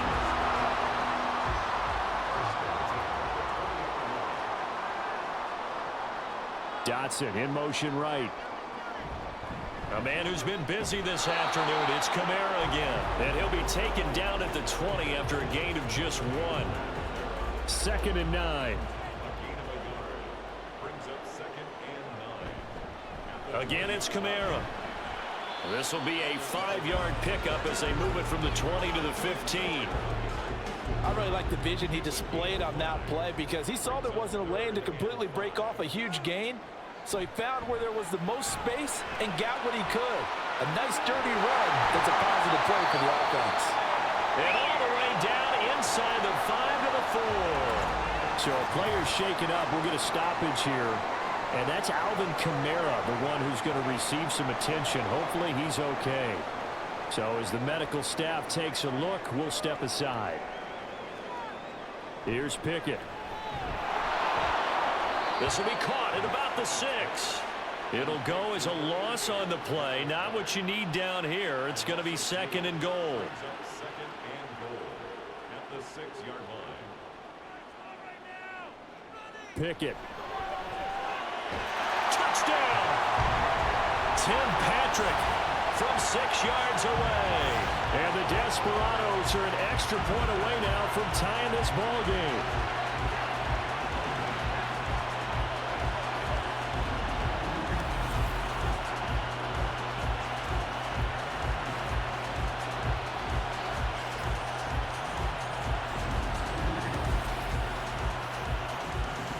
Point after here coming up.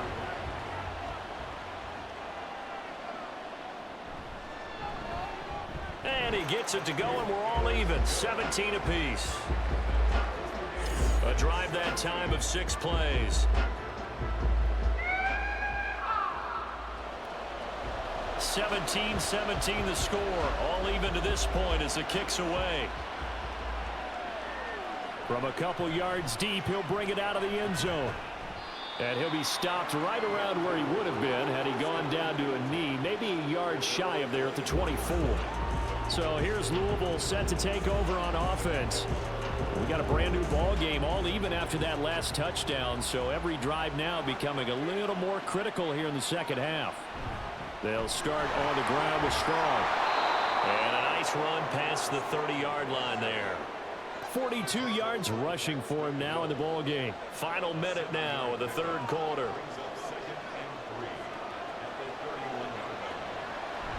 Second down, here's Strong once more. And he'll be brought down right around the 37. 6 yards to pick up, and that's a 1st down. Well, you know they had a 3rd down play on standby just in case, but he says no need with that carry. Runs like that will continually earn him more work in this and future contests. And they'll let the quarterback keep it here on 1st and 10. And good running there as he'll take this all the way up to midfield. And that one will go for 13 yards on the keeper and a 1st down. And as they come to the line, they will not be able to get off another play as time has run out on this 3rd quarter. We'll return with more after this. This is the NFL, and it's on EA Sports. Back now in San Antonio. All even as we get ready to start the 4th. Well, they nearly sprung him that time as he takes this all the way down to the 37. They'll get 13 yards for the second play in a row. Well, that's the fear any defense has when the quarterback gets involved in the running game. You don't usually account for him, and he's hurting them today. Yeah, he's been very involved in the running game. Defensively, when you got the coverage good downfield, how do you account for him, though? Occasionally, you start to spy him. Take someone that has the same agility, who can dance with him, run with him, and try and keep him in the pocket. Yeah, it'll be especially critical here as we come down the stretch in the fourth. So they cite the right guard this time with a holding penalty. And so many different assignments you can have at that position, and sometimes you might just be a step too late and have to grab and hold on. Jordan Brooks on the tackle.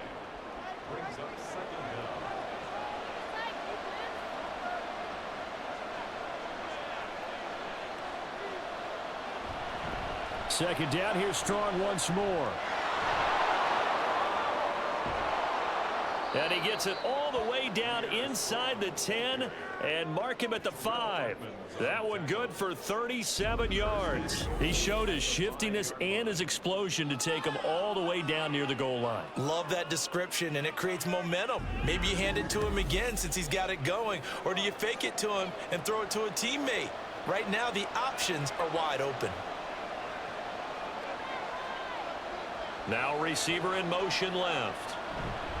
He's going to handle it on the touch pass. And he'll keep working toward that end zone as he's down to about the 2-yard line.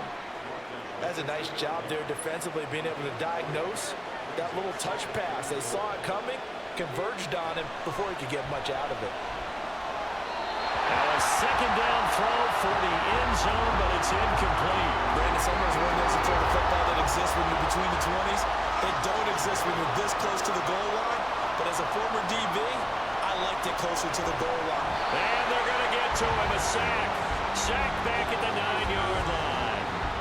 And that sack brings up 4th and goal, a loss of 7. Big play. So on now comes the kicker. It's Jason Myers. This to break our fourth quarter tie. Myers' kick is good. Well, I don't know if they would have gone for it on 4th and goal anyway, but the sack on 3rd down pretty much made their mind up for them. You're exactly right about that. And this is a tough place on the field to take a sack because, as you just noted, it took the decision-making away from them. Now they have to go for a field goal instead of potentially going for it. And he'll be stopped right around where he would have been had he gone down to a knee, maybe a yard shy of there at the 24. And now this offense comes back out onto the field.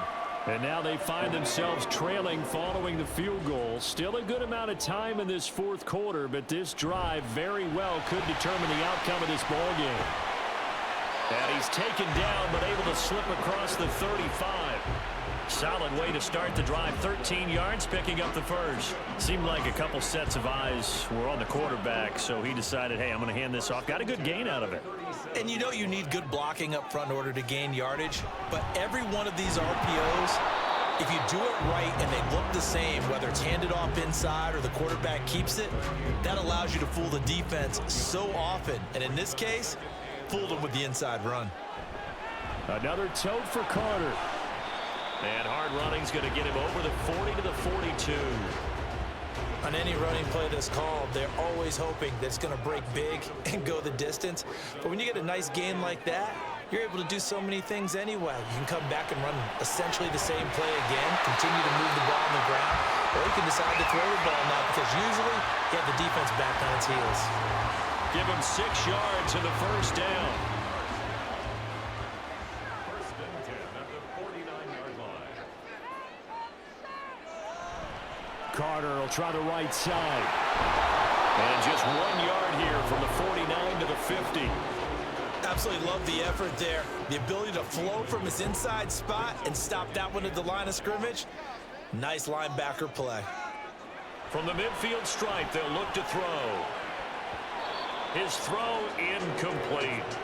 Oh, I like the calmness of how he played the ball here. No panic in his eyes as that throw arrived. Tracked it from the moment it left the quarterback's hand, and that's just where he needed to be to knock it away. Pickett back to throw. He had a man open, but he missed him, and it's incomplete. That was a nice job defensively of disguising their coverage and making it difficult for the quarterback to lock in on a receiver, and it results in an incomplete pass. On 4th down, the punt team is on as this is sent away. And he didn't quite have the backspin on that one. It hits at the 4. It continues into the end zone. It's a touchback. So here's Louisville set to take over on offense. Their defense got the stop, forced the punt, and now you really start to monitor the clock as they nurse this slim lead. They'll come out throwing here on 1st down. And that'll be off the mark, too far out in front, and it's incomplete. He shook his head right when he released that throw. He knew it was going to be a little off target. Yeah, the excitement got him on that one. Wasn't able to control the fact the receiver was open, and it would have been an easy throw. And he's taken down, but able to slip across the 35. And hold on here, because on that last run, it looks like we have a player who was shaken up. While they come out and take a look at him, we will step aside for just a moment. So here's a 1st and 10 at the 38. A give up the middle to McFarland. And he slips up past the 45 before being tackled. 44 yards rushing for him now, and he's only carried the ball 4 times. Well, it is our business to analyze what we saw out there, and on that play, I saw a defense staying in base, not taking a chance, not blitzing, in a situation where they absolutely need the football back. That's either a case of overthinking it or not thinking it through. If you do blitz, do you have to be careful about where you're coming from, or are you just coming from all angles? You have to be careful about where you're coming from, obviously, but at this stage, you have to take a few chances as well. Still 1st down. So following the hold, they're in a bit of a hole here with a 1st and 20. Tossing this out wide to McFarland. No dice this go around. He's hit behind the line and taken down. It's a loss of a yard there, and it's 2nd down. So with your team leading in the 4th quarter, you know you've got to run the football. They know you've got to run the football. Sometimes that means there's nowhere to run the football. On 2nd down, here's a keeper by the QB. And he'll be taken down at the 44-yard line. Well, partner, for a few years there, we thought this read option play was going to take over the whole NFL. It seemed like everyone was using it. But it has been scaled back considerably in the last few seasons, mainly because people are worried about their quarterbacks getting hit. But when you call it at the right time and you use it properly, you see the type of gains you can get. A nice chunk of yardage there by the quarterback.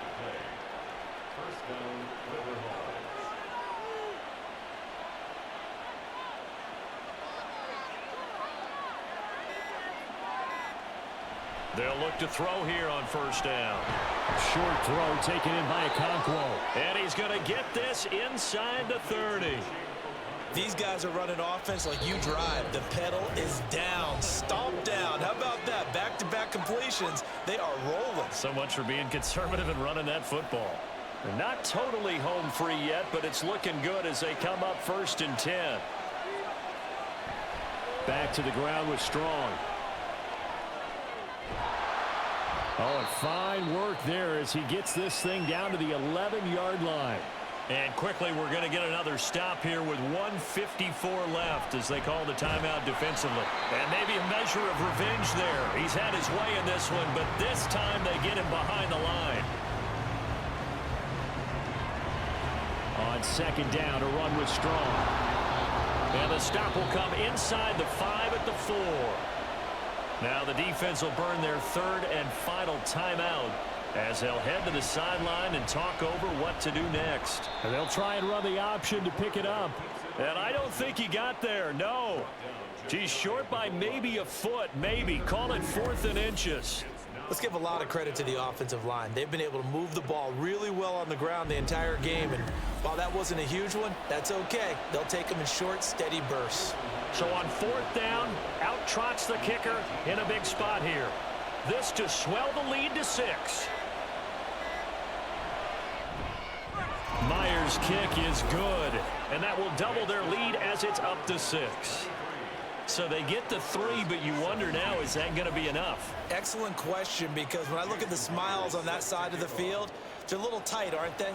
If they had scored a touchdown there, Those would be big half-moon grins right now because they'd feel a whole lot better about their position. And a touchdown in the other direction, all of a sudden they're down. So Kirk Cousins in the offense. Down by 6. A little over a minute to go. Their perfect start to the season in jeopardy unless they can score here as they've got it 1st and 10. Now Pickett. Pass complete. Goddard. And they get him down, but not before he takes it across the 40-yard line. Here's Pickett. Finding the open man, and that's Tim Patrick. And they'll get this well past midfield before being stopped just before the 35. Looking to throw here. Pickett. And that is going to be incomplete as he led him a bit too much. Some coaches like to take the shorter, more reliable yardage, and some, they like to go for the big shot. No fear in risking a deep ball there, but it wasn't enough to get them to completion. Another throw on 2nd down, and this one incomplete as well. Now we're in the situation where the quarterback's got to take full charge of his huddle. Got to totally command and make sure all eyes are on him. All focus is locked in. Going to call multiple plays and go over different situations and scenarios to make sure everyone is on the same page. Now yet another incompletion here as they fail to connect on 3rd. Down to their last chance now. This is going to have to be a heave for the end zone and just hope for a miracle. And I don't sit back with everyone back defending. I've got to have somebody rushing the quarterback. Don't make it easy for him to set up and throw the ball all the way downfield. Got a man, it's caught at the 6-yard line. And he gets it all the way down inside the 10 and mark him at the 5. This one came right down to the wire, and CD, they had that one final chance to try to navigate their way into the end zone, but couldn't get it done to avoid the loss. Yeah, and how about the defense there? Because while they had one final look at the end zone, the defense made sure they knew what they were doing on